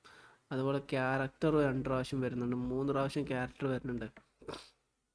അപ്പോൾ ഇതിൻ്റെ കറക്റ്റ് ആൻസർ എന്ന് പറഞ്ഞാൽ ഒപ്റ്റിക്കൽ ക്യാരക്ടർ റെക്കഗ്നിഷൻ എന്നതാണ് ഇതിൻ്റെ കറക്റ്റ് ആൻസർ വരുന്നത്. Optical character recognition.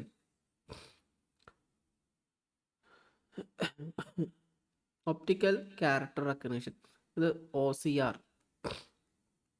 സാധാരണഗതിയിൽ നമ്മൾ ഒരു പിക്ചർ ഓപ്പൺ ആയി കഴിഞ്ഞാൽ ഒരു ഒരു ബുക്ക് പോലെയാണ്. നമ്മൾ ഒരു ഫോട്ടോ ഓപ്പൺ ആക്കി, ഏതെങ്കിലും ഒരു ഫോട്ടോ നമ്മൾ ഓപ്പൺ ആക്കാന്ന് കരുതാം. നമ്മൾ സ്ക്രീനിൽ ഇപ്പോൾ ഏതെങ്കിലും ഒരു ഫോട്ടോ ഉണ്ടെങ്കിൽ ആ ഫോട്ടോ ഓപ്പൺ ആക്കിയാൽ അത് ഒരു പുസ്തകം മാതിരിയായിരിക്കും. നമുക്കതിൽ ക്ലിക്ക് ചെയ്യാനൊന്നും പറ്റില്ല അല്ലേ. പക്ഷേ OCR എന്ന് പറഞ്ഞ ഒരു സ്മാർട്ട് സോഫ്റ്റ്വെയർ ആണ്.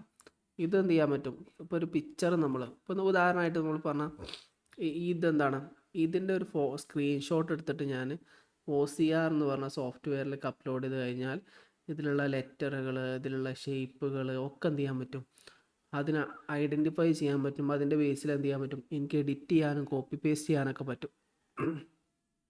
സാധാരണ ഗൂഗിൾ ലെൻസൊക്കെ ഉണ്ടല്ലേ നിങ്ങൾ, അത് നമ്മൾ ഫോട്ടോ എടുത്തിട്ട് ഗൂഗിൾ ലെൻസിൽ എന്ത് ചെയ്യാൻ പറ്റും, ഈ സാധനം എന്ത് ചെയ്യാം, വേർഡ് ഫയൽ ആക്കിയിട്ട് കൺവേർട്ട് ചെയ്യാൻ പറ്റും പിക്ചറൊക്കെ. അതേപോലെ തന്നെ നമുക്ക് എഡിറ്റ് ചെയ്യാൻ പറ്റാത്ത ചിത്രങ്ങളെയൊക്കെ എഡിറ്റബിൾ ഫോർമാറ്റിലേക്ക് മാറ്റാൻ യൂസ് ചെയ്യുന്ന ഒരു സോഫ്റ്റ്വെയർ ആണെന്ത്, OCR എന്ന് പറയുന്ന സോഫ്റ്റ്വെയർ. ഒപ്റ്റിമൽ ക്യാരക്ടർ റെക്കഗ്നിഷൻ എന്നാണ് അതിന് പറയാം. അടുത്തതാണ് JPG. എന്താണ് JPG എന്ന് പറഞ്ഞാൽ? എന്താണ് JPG എന്ന് പറഞ്ഞാൽ നമ്മൾ ഫയലാണ്, ഫോട്ടോ ഫയലിനാണ് എന്ത് പറയാം, JPG ഫയൽ എന്ന് പറയാം. ഇതിനും പല ഓപ്ഷൻസ് ഇവിടെ കൊടുത്തിട്ടുണ്ട്. അതിൽ ഒന്നാണ് എന്ത്, joint photographic expert group, joint photo electronic group, joint photo evaluation group, joint photographic element group. അതിന് മെയിനായിട്ടുള്ളത് ഫസ്റ്റ് ഓപ്ഷൻ തന്നെയാണ്, ജോയിൻറ്റ് ഫോട്ടോഗ്രാഫിക് എക്സ്പേർട്ട് ഗ്രൂപ്പ് എന്നാണ് തോന്നുന്നു ഉദ്ദേശിക്കുന്നത്. അൺകംപ്രസ്ഡ് വലിയ ഇപ്പം നമ്മൾ വലിയ ഫയലുകളെയൊക്കെ ചെറിയ ഫയലുകളാക്കിയിട്ട് ചുരുക്കി കംപ്രസ് ചെയ്ത് സേവ് ചെയ്യാൻ പറ്റുന്ന ഫോർമാറ്റ് ഓഫ് ഫോട്ടോ ആണെന്ത്, JPG എന്ന് പറഞ്ഞാൽ. അപ്പോൾ ഉദാഹരണം പറയുകയാണെങ്കിൽ ഞാൻ എന്ത് ചെയ്തു, എൻ്റെ മൊബൈലിൽ ഉപയോഗിച്ചുകൊണ്ട് അല്ലെങ്കിൽ ഏതെങ്കിലും നല്ല ക്യാമറ ഉപയോഗിച്ചുകൊണ്ട് ഒരു ക്വാളിറ്റിയുള്ള ഫോട്ടോ എടുത്തു. അത് ഞാൻ വാട്സപ്പിലേക്ക് അയച്ചു കൊടുക്കുകയാണ്, അല്ലെങ്കിൽ ഇമെയിലിലേക്ക് അയച്ചു കൊടുക്കുകയാണ്. അപ്പോൾ അതിൻ്റെ അതിൻ്റെ വിഷ്വൽ ക്വാളിറ്റി ചുരുങ്ങാതെ അതിലെ കൺവേർട്ട് ചെയ്തിട്ട് അതിൻ്റെ മെമ്മറി സൈസ് കൺവേർട്ട് ചെയ്യുന്നത് ഈ JPEG ഫോർമാറ്റിലേക്ക് മാറ്റുമ്പോഴാണ്. JPEG ഫോർമാറ്റിലേക്ക് മാറ്റിക്കാണ് സെൻഡ് ചെയ്യുന്ന സമയത്ത് എന്ത് ചെയ്യും, അതിൻ്റെ ക്വാളിറ്റി കുറയാതെ തന്നെ അതിൻ്റെ സൈസ് കുറക്കാൻ പറ്റും. അത് പല സോഫ്റ്റ്വെയറുകളുണ്ട്, നമ്മൾ മാനുവലി ചെയ്യാറുണ്ട്, അതേപോലെ തന്നെ ഓട്ടോമാറ്റിക്കായിട്ട് ചെയ്യുന്ന സിസ്റ്റവും അവൈലബിൾ ആണ്. IP, അടുത്ത് നമ്മൾ നേരത്തെ പറഞ്ഞ പോലെ IP ആണ്, ഇൻ്റർനെറ്റ് പ്രോട്ടോക്കോൾ. കൺഫ്യൂഷൻ ആവരുത്, ഇൻ്റർനെറ്റ് പ്രോട്ടോക്കോളാണ്, ഇൻ്റർനെറ്റ് പ്രൊവൈഡർ ഒന്നല്ല, ഇൻ്റർനെറ്റ് പ്രോട്ടോക്കോളാണ്. ഇൻ്റർനെറ്റ് പ്രോട്ടോക്കോൾ എന്ന് പറഞ്ഞാൽ ശരിക്കും എന്താണ്, നമ്മളൊരു പോസ്റ്റൽ സർവീസ് അഡ്രസ്സ് പോലെയാണ്. ഇപ്പോൾ നമ്മൾ ഒരു ഡിജിറ്റൽ പാക്ക് ഓഫ് ഡാറ്റയാണ്. അപ്പോൾ നമ്മൾ എന്ത് ചെയ്യാണ്, ഞാനിവിടുന്ന് എന്ത് ചെയ്തു, ഒരാൾക്ക് ഒരു ഇമെയിൽ അയച്ചു. അപ്പോൾ ഇമെയിൽ അയച്ച സമയത്ത് അത് എവിടെ നിന്നാണ് പ്രൊവൈഡ് ചെയ്തത് എന്നുള്ള കൃത്യമായിട്ടുള്ള ഒരു അഡ്രസ്സ്, ഒരു ഡിജിറ്റൽ അഡ്രസ്സ് അതിനുണ്ടാവും.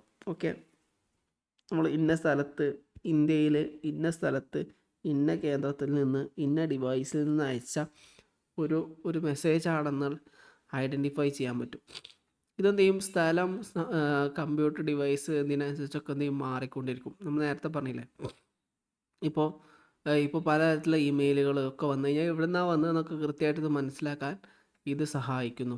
ഇപ്പോൾ ഞാൻ എന്ത് ചെയ്തു, ഒരു അനോണിമസ് മെസ്സേജ് ഒരു വ്യക്തിക്ക് അയച്ചു.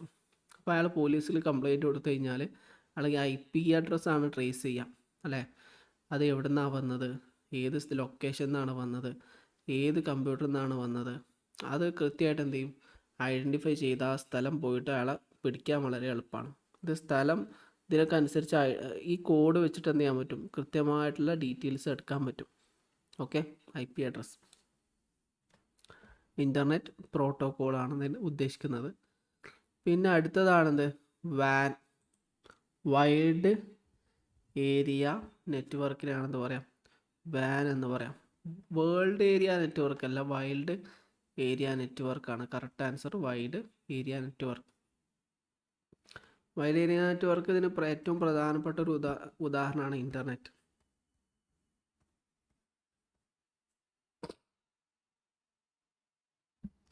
ഇത് ഒരുപാട് നെറ്റ്വർക്കുകൾ, ലോകത്ത് സിറ്റികളിലുള്ള നെറ്റ്വർക്ക്, രാജ്യങ്ങളിലെ നെറ്റ്വർക്ക്, ഗ്ലോബലിലെ മൊത്തം നെറ്റ്വർക്കിനെയും കണക്ട് ചെയ്തിട്ടുള്ള ഒരു കോമൺ നെറ്റ്വർക്കാന്ന് പറയാം,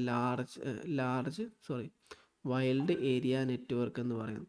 അപ്പോൾ നമ്മൾ കഴിഞ്ഞ നേരത്തെ തൊട്ട് മുകളിൽ ലോക്കൽ ഏരിയ നെറ്റ്വർക്ക് പഠിച്ചു. ലോക്കൽ ഏരിയ നെറ്റ്വർക്ക് എന്ന് പറഞ്ഞാൽ ഒരു ഓർഗനൈസേഷൻ്റെ ഉള്ളിലോ ഒരു സ്ഥാപനത്തിൻ്റെ ഉള്ളിലുള്ള ചെറിയ കുറേ കമ്പ്യൂട്ടറുകൾ പരസ്പരം കണക്ട് ചെയ്യുന്ന നെറ്റ്വർക്കിനെയാണ് എന്ത് പറയാം, ലോക്കൽ ഏരിയ നെറ്റ്വർക്ക് എന്ന് പറയാം. പക്ഷേ വൈൽഡ് ഏരിയ നെറ്റ്വർക്ക് എന്ന് പറഞ്ഞാൽ ലോകത്തെ മൊത്തം അല്ലെങ്കിൽ ഒരു രാജ്യത്തെ മൊത്തം ഇൻ്റർനെറ്റ് ഒന്നിച്ച് കണക്ട് ചെയ്യണതിനാണ് എന്ത് പറയാം, ലോക്കൽ ഏരിയ നെറ്റ്വർക്ക് എന്ന് പറയാം. ഇനി അടുത്ത് നോക്കാം, RFID മീനിങ് എന്താണ്?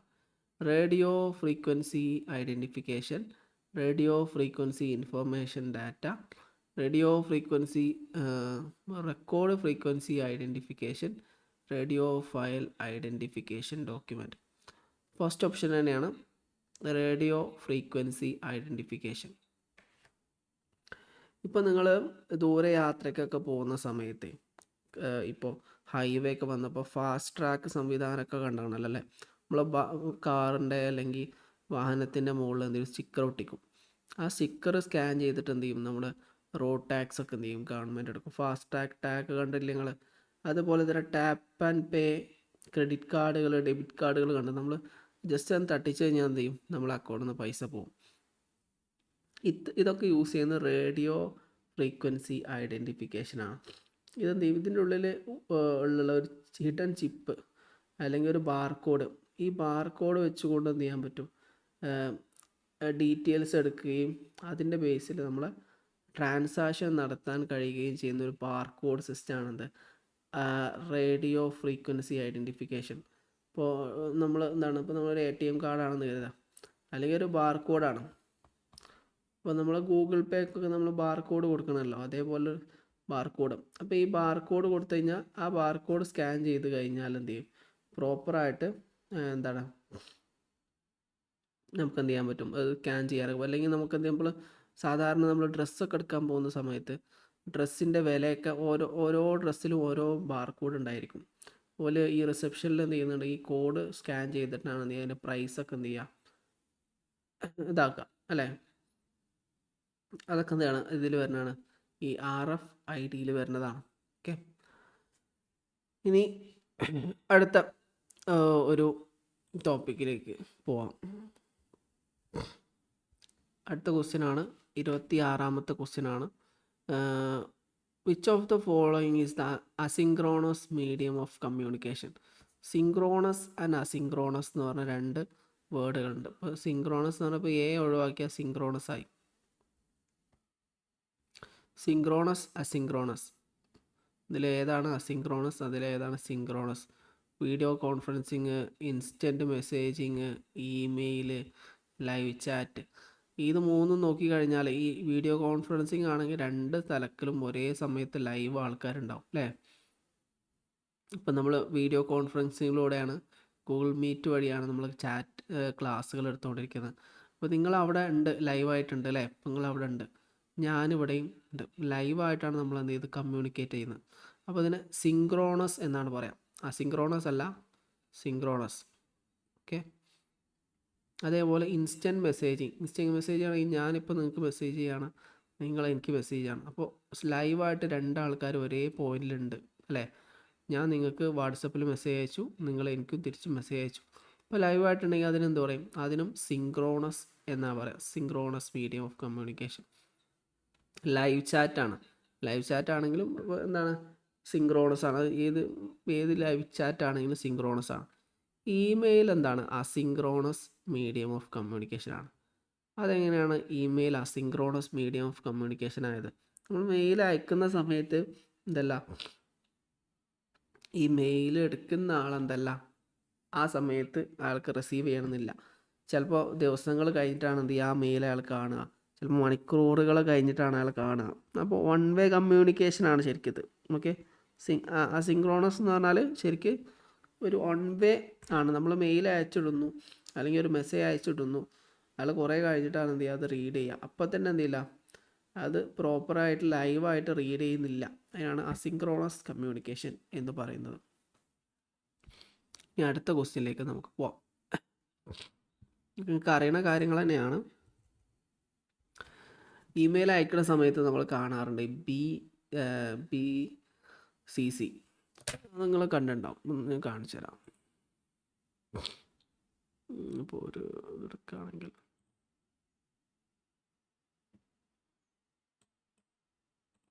നമ്മൾ ഇമെയിൽ ഓൺ ആക്കാം, ജിമെയിൽ.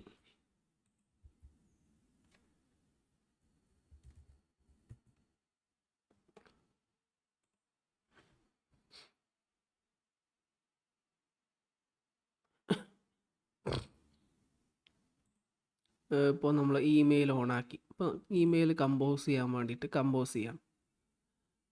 കമ്പോസ് കൊടുക്കുന്ന സമയത്ത് ഇങ്ങനെ ഒരു എന്തുണ്ടാവും, ഇത് വരും. ഇവിടെ BCC എന്ന് പറഞ്ഞ് കണ്ടോ, BCC എന്ന് പറഞ്ഞാൽ എന്താണ്, ഇതാണ് ക്വസ്റ്റ്യൻ. BCC ഇവിടെ കണ്ടോ, ഈ BCC എന്താണ്? ഈ BCC ഫീൽഡ് എന്ന് പറഞ്ഞാൽ, BCC ഫീൽഡ് എന്ന് പറഞ്ഞാൽ 3-4 ഓപ്ഷൻ കൊടുത്തിട്ടുണ്ട്. നമുക്ക് സിമ്പിളായിട്ട് അതിൻ്റെ മീനിങ് പറയുകയാണെങ്കിൽ അതിൻ്റെ ഫുൾ ഫോം പറയുന്നത് ബ്ലൈൻഡ് കാർബൺ കോപ്പി എന്നാണ് അതിൻ്റെ അർത്ഥം. Blind carbon copy.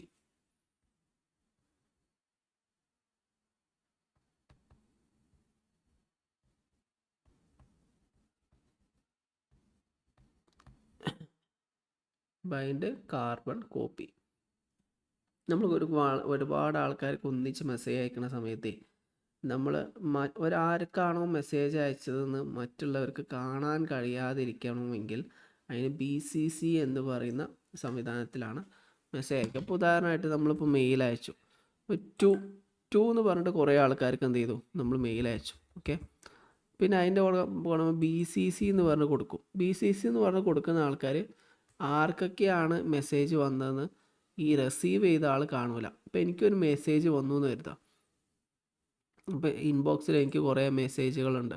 അപ്പോൾ ഈ മെസ്സേജ് എനിക്ക് മെയിൽ വന്ന സമയത്ത് ആ മെയിൽ വന്നപ്പോൾ എനിക്ക് വന്ന സമയത്ത് വേറെ ആർക്കൊക്കെ ആ മെയിൽ പോയിട്ടുണ്ടെന്ന് നോക്കിയാൽ കാണാൻ കഴിയും.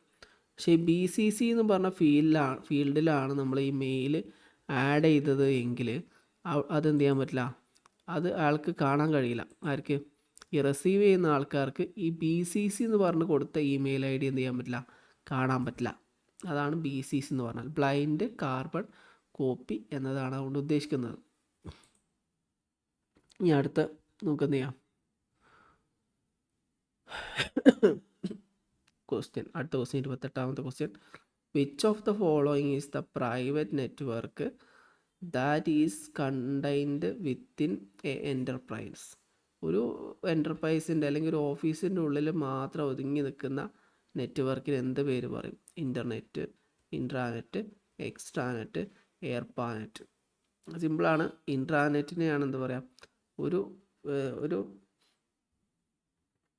എന്താണ് ഇൻ്റർനെറ്റ് പോലെ തന്നെയാണ്, പക്ഷെ അത് പ്രൈവറ്റ് ആയിരിക്കും. ഇപ്പോൾ ഒരു ഓഫീസിന് മാത്രമായിട്ടുള്ള ഒരു നെറ്റ്വർക്ക്, അതിൻ്റെ ഉള്ളിലേക്ക് ആർക്ക് മാത്രമേ കയറാൻ പറ്റുള്ളൂ? ആ ഓഫീസിലുള്ളിലുള്ള ആൾക്കാർക്ക് മാത്രമേ കയറാൻ പറ്റുള്ളൂ. അതിന് ആ ഓഫീസിലെ ഇൻറ്റേർണൽ ഡോക്യുമെൻറ്റ്സ്, കമ്പനി അനൗൺസ്മെൻറ്റ്, അങ്ങനെയുള്ള കുറേ കാര്യങ്ങളുണ്ടാവും. നമ്മൾ അത് അവർ മാത്രമേ അത് യൂസ് ചെയ്യുള്ളൂ. ഇനി അടുത്ത ക്വസ്റ്റ്യനിലേക്ക് നമുക്ക് പോവാം. Okay. A software program used to web pages use ചെയ്യുന്ന എന്താണ്? ഇപ്പോൾ നമുക്ക് ഒരു വെബ് പേജ് എടുക്കാം. ഇപ്പോൾ നമ്മൾ നേരത്തെ ഇത് നമ്മൾ എന്താണ് ഇഗ്നോൻ്റെ ഒരു എന്താണ് ഗൂഗിള് അല്ലേ? ഈ ഗൂഗിൾ യൂസ് ചെയ്തുകൊണ്ട് എന്ത് ചെയ്യും, നമുക്ക് എന്ത് ചെയ്യാൻ പറ്റും? ഇതിപ്പോൾ ഗൂഗിൾ ക്രോമാണ്. ഗൂഗിൾ ക്രോം യൂസ് ചെയ്തിട്ട് നമുക്ക് എന്ത് ചെയ്യാൻ പറ്റും? നമുക്ക് ഏത് വെബ്സൈറ്റും ഓപ്പൺ ചെയ്യാൻ പറ്റും. ഇപ്പോൾ ഉദാഹരണമായിട്ട് ഇന്ത്യ പോസ്റ്റിൻ്റെ വെബ്സൈറ്റ്. ഇത് ഇന്ത്യ പോസ്റ്റിൻ്റെ വെബ്സൈറ്റ് നമ്മളെങ്ങനെ ഓപ്പൺ ചെയ്തത്? ബ്രൗസർ യൂസ് ചെയ്തിട്ടാണ് ഓപ്പൺ ചെയ്തത്. അപ്പോൾ നമ്മൾ വെബ്സൈറ്റ് ഓപ്പൺ ചെയ്യാൻ വേണ്ടി യൂസ് ചെയ്യുന്ന ഇതിനെ എന്ത് പറയും? സെർച്ച് എഞ്ചിനാണെന്ന് പറയുമോ, ബ്രൗസർ എന്ന് പറയുമോ, സെർവർ എന്ന് പറയുമോ, ഹൈപ്പർ ലിങ്ക് എന്ന് പറയും? ബ്രൗസറാണ്. ഗൂഗിൾ ക്രോം ഒരു ബ്രൗസറാണ്. അതുപോലെ സഫാരി ഒരു ബ്രൗസറാണ്. മൈക്രോസോഫ്റ്റ് എഡ്ജ് ഒരു ബ്രൗസറാണ്. അങ്ങനെ പല തരത്തിലുള്ള ബ്രൗസറുകളുണ്ട്. അത് യൂസ് ചെയ്തിട്ട് എന്ത് ചെയ്യാൻ പറ്റും? നമുക്ക് വെബ്സൈറ്റ് ആക്സസ് ചെയ്യാൻ പറ്റും. ഈ താഴെ കൊടുത്തതിൽ സെർച്ച് എഞ്ചിൻ അല്ലാത്തത് ഏതാണെന്ന് നോക്കാം. ഗൂഗിള് ഒരു സെർച്ച് എഞ്ചിനാണ്, ബിങ് ഒരു സെർച്ച് എഞ്ചിനാണ്, യാഹു സെർച്ച് എഞ്ചിനാണ്. അതുപോലെ എന്താണ് ഗൂഗിൾ ക്രോം സെർച്ച് എഞ്ചിനല്ല. ഇപ്പോൾ നമ്മൾ ഗൂഗിൾ ക്രോം എന്ന് പറഞ്ഞാൽ ഇത് കണ്ടോ, ഇപ്പോൾ ഇത് ഈ മൊത്തത്തിലുള്ള സാധനത്തിനാണ് ഗൂഗിൾ ക്രോം എന്ന് പറയുന്നത്. അതിന് വേണ്ടി നമ്മൾ എന്ത് ചെയ്യും? ആദ്യം നമ്മൾ ഗൂഗിൾ ക്രോം ഓപ്പൺ ചെയ്യും. എന്താ അവിടെ താഴെ കൊടുത്തിട്ടുണ്ട് ഗൂഗിൾ ക്രോം. അത് ക്ലിക്ക് ചെയ്ത് കഴിഞ്ഞാൽ എന്താ നമുക്ക് ഓപ്പൺ ചെയ്യാനുള്ള ഓപ്ഷൻ ഉണ്ടാവും. അപ്പോൾ നമ്മൾ എന്ത് ചെയ്യും? ഏതെങ്കിലും ഒന്ന് ഓപ്പൺ ചെയ്താൽ അതെന്ത് ചെയ്യും? അത് വരും. അപ്പോൾ ഇത് ഗൂഗിൾ ക്രോം എന്ന് പറഞ്ഞാൽ മൊത്തത്തിലുള്ള സോഫ്റ്റ്വെയറിനെയാണ് എന്ത് പറയുന്നത്? ഗൂഗിൾ ക്രോം എന്ന് പറയുന്നത്. പക്ഷേ ഇവിടെ നമ്മൾ ഈ പേജ് ഉണ്ടല്ലോ, ഈ പേജ് ഇത് ഗൂഗിളാണ്. ഗൂഗിളിലാണ് എന്ത് ചെയ്യുന്നത്? നമ്മൾ ആവശ്യമുള്ളത് സെർച്ച് ചെയ്യുന്നത്. അത് ശരിക്കും എന്താണ്?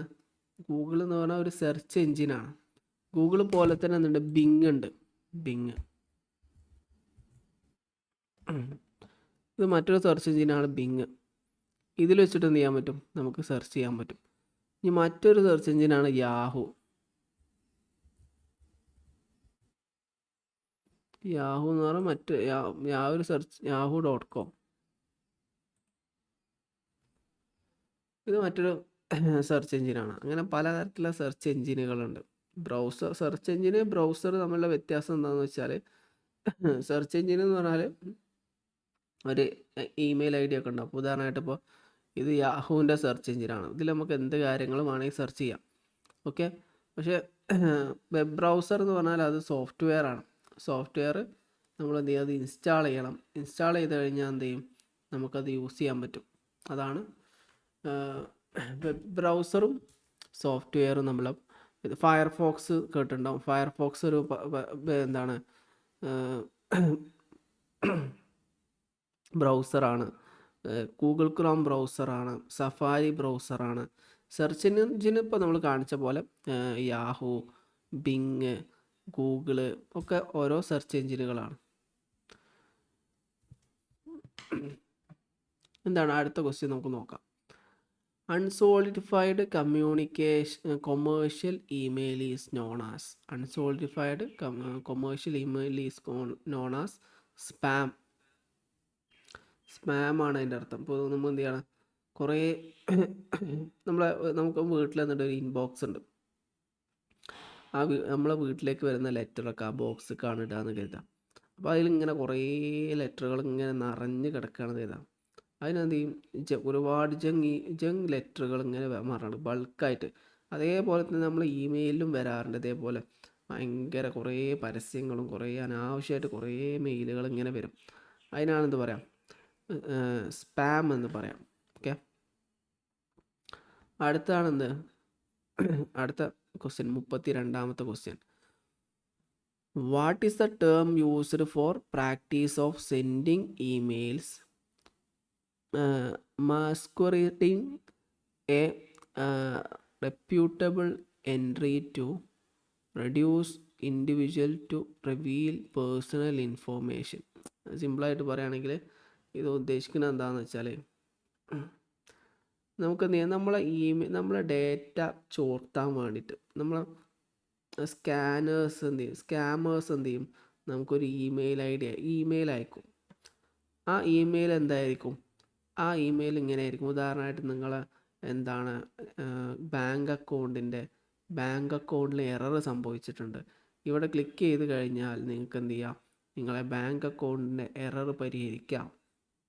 അല്ലെങ്കിൽ നിങ്ങളെ നെറ്റ്ഫ്ലിക്സിന് ചെറിയൊരു എറർ സംഭവിച്ചിട്ടുണ്ട്, ഇവിടെ ക്ലിക്ക് ചെയ്ത് ലോഗിൻ ചെയ്യൂ എങ്കിൽ നിങ്ങളെ നെറ്റ്ഫ്ലിക്സ് പ്രോപ്പറായിട്ട് വർക്ക് ചെയ്യും. അല്ലെങ്കിൽ നിങ്ങൾ ആമസോൺ അക്കൗണ്ടിൽ ചെറിയൊരു എറർ സംഭവിച്ചിട്ടുണ്ട്, അത് റീസെറ്റ് ചെയ്യാൻ വേണ്ടി താഴെ കൊടുക്കുന്ന ലിങ്ക് ക്ലിക്ക് ചെയ്യൂ എന്ന ക്വസ്റ്റ്യൻ വരും, ഒരു മെസ്സേജ് വരും. അപ്പോൾ നമ്മളത് ക്ലിക്ക് ചെയ്ത് കഴിഞ്ഞിട്ട് നമ്മളെ യൂസർ നെയിം പാസ്വേഡൊക്കെ അടിച്ചു കൊടുത്തു കഴിഞ്ഞാൽ എന്ത് ചെയ്യും, നമ്മുടെ ഡീറ്റെയിൽസൊക്കെ എന്ത് ചെയ്യും, ഒരു ചോർത്തിക്കൊണ്ടു. അതിന് ഫിഷിംഗ് എന്നാണ് പറയാം. മീൻപിടുത്തമല്ല, ഇവിടെ PHISHING ഫിഷിംഗ് എന്ന് പറയും. പിന്നെ അതാണ് അടുത്ത question, POP. Which protocol is primary used for receiving emails? Emails receive ചെയ്യാൻ വേണ്ടി യൂസ് ചെയ്യുന്ന പ്രോട്ടോകോൾ താഴെ പറയുന്നതിൽ ഏതാണ്? അതിൽ താഴെ പറയുന്നതിൽ എന്താണ്, POP3 എന്ന് പറയുന്ന പ്രോട്ടോകോളാണ്. ഇതിൻ്റെ ഫുൾ ഫോം വരുന്നത് പോസ്റ്റ് ഓഫീസ് പ്രോട്ടോകോൾ.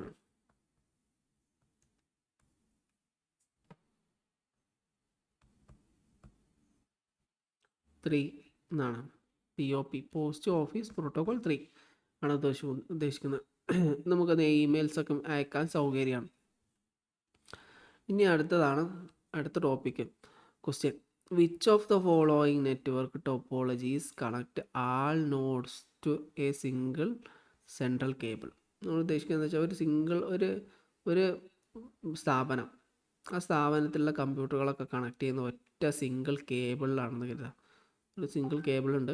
ഈ സിംഗിൾ കേബിളിൽ ഒരു കമ്പ്യൂട്ടർ ഇവിടെ കണക്ട് ചെയ്തു, കുറച്ച് കഴിഞ്ഞിട്ട് ഇവിടെ വേറെ കമ്പ്യൂട്ടർ കണക്ട് ചെയ്തു, ഇവിടെ വേറെ കമ്പ്യൂട്ടർ കണക്ട് ചെയ്തു, ഇവിടെ വേറെ കമ്പ്യൂട്ടർ കണക്ട് ചെയ്തു, ഇവിടെ വേറെ കമ്പ്യൂട്ടർ, ഇതിവിടെ വേറെ മെയിൻ സെർവർ ഉണ്ട്, ഇവിടെ ഇൻ്റർനെറ്റ് കണക്ഷനൊക്കെ ഉണ്ടെന്ന് കരുതാം.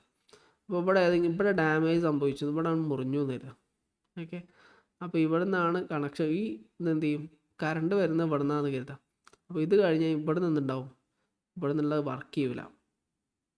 ഒരൊറ്റ കേബിള്, നേർരേഖയിലുള്ള ഒരു കേബിളിൽ ഒരുപാട് നെറ്റ്വർക്കുകൾ കണക്ട് ചെയ്യുന്നതിനെയാണ് എന്താ പറയുക, ഈ ബസ് ടോപ്പോളജി എന്ന് പറയാം. ഓക്കെ, ബസ് ടോപ്പോളജി എന്ന് പറഞ്ഞാൽ ഒറ്റ ലൈനിൽ എന്താണ് ഒരുപാട് കേബിളുകളൊക്കെ കണക്ട് ചെയ്യുന്നതിനാണ് എന്താ പറയുക, ബസ് ടോപ്പോളജി എന്ന് പറയുന്നത്. സിംഗിൾ സെൻട്രൽ കേബിൾ ഉണ്ടാവും, ഈ സിംഗിൾ സെൻട്രൽ കേബിളിൽ എല്ലാം ഒന്നിച്ച് കണക്ട് ചെയ്യുകയാണ് ചെയ്യുക. അടുത്ത 35ാമത്തെ ക്വസ്റ്റ്യനിലേക്ക് നമുക്ക് പോവാം. എന്താണ് കോഡിക് എന്ന് പറഞ്ഞാൽ?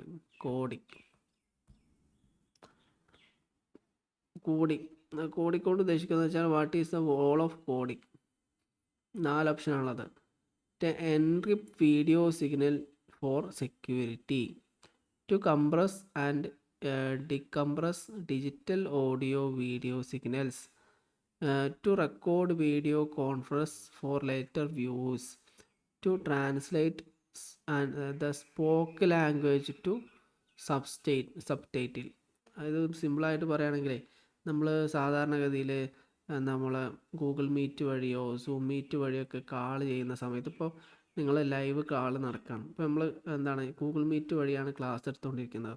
അപ്പോൾ ഇങ്ങനെ ക്ലാസ് എടുത്തുകൊണ്ടിരിക്കുന്ന സമയത്ത് എന്താണ് ഭയങ്കര ഹെവി ഫയലുകളൊക്കെ ലൈവായിട്ട് ട്രാൻസ്ഫർ ചെയ്യുന്ന സമയത്ത് മെമ്മറിയൊക്കെ കുറവുള്ള, നെറ്റ്വർക്ക് കുറവുള്ള സ്ഥലങ്ങളൊക്കെ ആണെങ്കിൽ എന്തുണ്ടാവും, ഫ്രീക്വൻ്റ് ആയിട്ടുള്ള എന്തുണ്ടാവും, ബുദ്ധിമുട്ടുകളുണ്ടാവും. കാരണം അത് കംപ്രസ് ചെയ്യാൻ കഴിയാത്തതുകൊണ്ട് അതെന്ത് ചെയ്യും, വലിയ ഫ്രീക്വൻ്റ് ആയിട്ടുള്ള വലിയ കണ്ടൻറ്റുകൾ വരുന്ന സമയത്ത് ഇത് റിസീവ് ചെയ്യുന്ന ആൾക്കാർക്ക് പ്രോപ്പറായിട്ട് അത് റിസീവ് ചെയ്യാൻ പറ്റില്ല. അപ്പോൾ കോഡിക് എന്ന് പറഞ്ഞ ഒരു സോഫ്റ്റ്വെയർ ഉണ്ട്. പക്ഷേ കോഡിക് സോഫ്റ്റ്വെയർ നമ്മൾ എന്ത് ചെയ്ത് ഇൻസ്റ്റൻ്റ് ആയിട്ട് ലൈവായിട്ട് എന്ത് ചെയ്യും, ഫയലുകൾ കംപ്രസ് ചെയ്യാനും വീഡിയോ കംപ്രസ് ചെയ്യാനും പ്രോപ്പറായിട്ട് എന്ത് ചെയ്യും, ഒരാളിൽ നിന്ന് റിയൽ ടൈമിലേക്ക് മറ്റാളിലേക്ക് കംപ്രസ് ചെയ്ത വീഡിയോസ് അയക്കാൻ ഈ കോഡിക് എന്ന് പറയുന്ന സോഫ്റ്റ്വെയർ സഹായിക്കുന്നു. പിന്നെ അടുത്തതാണെന്ത്, വെബ് 2.0 എന്ന് പറയുന്നത്. വെബ് 2.0 എന്ന് പറഞ്ഞാൽ നമ്മൾ വേൾഡ് വൈഡ് വെബിനാണ് വെബ് എന്ന് പറയാം. പഴയ കാലത്തൊക്കെ വേൾഡ് വൈഡ് വെബ്,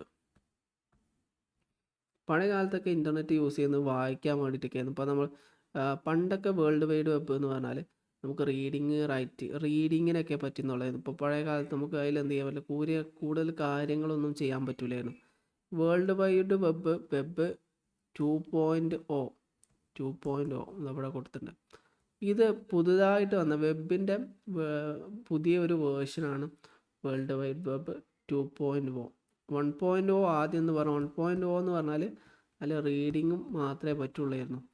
ഈ 2.0ൽ നമുക്ക് ബ്ലോഗിങ് എഴുതാം, ഫേസ്ബുക്ക്, യൂട്യൂബ്, വിക്കിപീഡിയ ഇങ്ങനെയുള്ള സാധനമൊക്കെ ആക്സസ് ചെയ്യാൻ എന്ത് പറയും, ഈ വെബ് 2.0 എന്ന് പറയും. ഇനി നമുക്ക് അടുത്ത ക്വസ്റ്റ്യനിലേക്ക് പോവാം.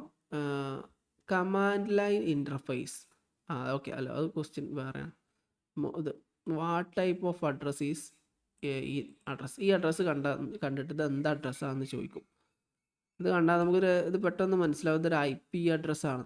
ഓക്കെ, ഇത് ഓരോ കമ്പ്യൂട്ടറിനും ഒരു IP അഡ്രസ്സ് ഉണ്ടായിരിക്കും. ഇപ്പം ഞാനിവിടുന്ന് എന്ത് ചെയ്തു, ഒരു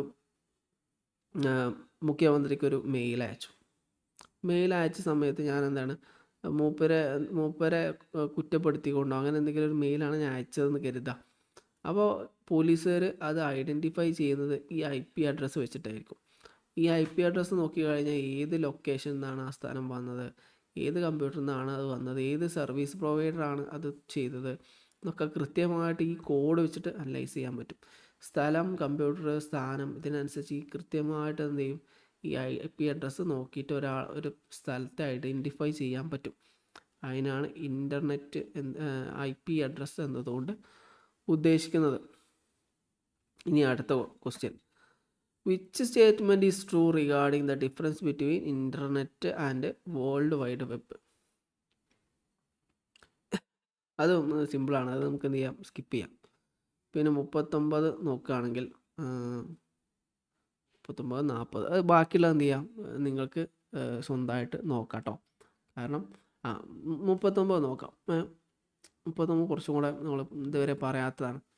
ഇതിൽ ഒരു ഇമെയിൽ അഡ്രസ്സാണ് അല്ലേ, വെബ് അഡ്രസ്സാണ് അല്ലേ. ഈ വെബ് അഡ്രസ്സിൽ ഇവിടെ എഡ്യൂ എന്ന് പറഞ്ഞ് കണ്ടല്ലോ. ഈ എഡ്യൂ എന്ന് പറഞ്ഞാൽ എന്താണ് ഉദ്ദേശിക്കുന്നത്? എഡ്യൂ എന്ന് പറഞ്ഞാൽ ശരിക്കും എന്താണ്, ടോപ്പ് ലെവൽ ഡൊമൈനാണ്.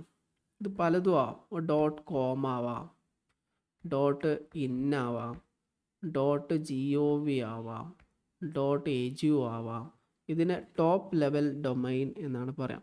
ഇപ്പോൾ കൊമേഴ്സും ബിസിനസ്സുമായി ബന്ധപ്പെട്ടൊക്കെ ആണെങ്കിൽ .com ആണ് വരിക. ഇന്ത്യയുമായി ബന്ധപ്പെട്ടാണ് ഇന്ത് വരും. ഗവൺമെൻറ്റുമായി ബന്ധപ്പെട്ടാണെങ്കിൽ .gov ഉണ്ടാവും. എഡ്യൂക്കേഷനുമായി ബേസ് ചെയ്തിട്ടാണെങ്കിൽ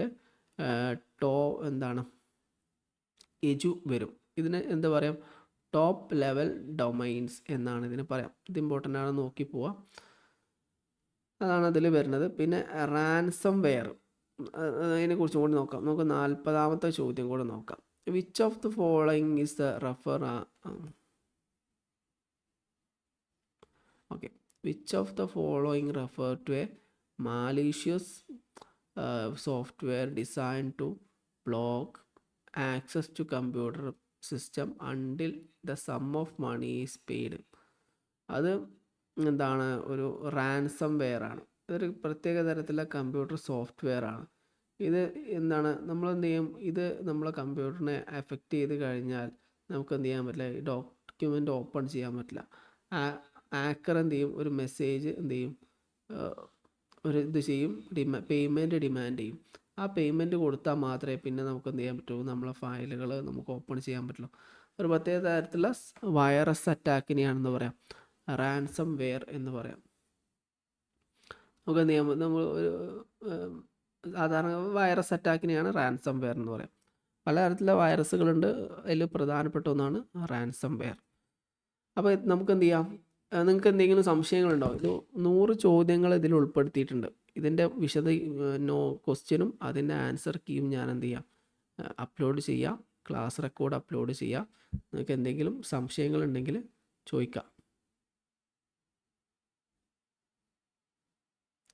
ഓക്കെ, അപ്പോൾ ബാക്കിയുള്ള 60 ചോദ്യങ്ങൾ നിങ്ങൾ സ്വന്തമായിട്ട് ആൻസർ ചെയ്യാൻ ശ്രമിക്കുക. ആൻസർ കീ ഞാൻ കൂടെ കൊടുക്കാം. അപ്പോൾ ഇന്നത്തെ ക്ലാസ് വൈൻഡപ്പ് ചെയ്യാണ്. പങ്കെടുത്ത എല്ലാവർക്കും നന്ദി.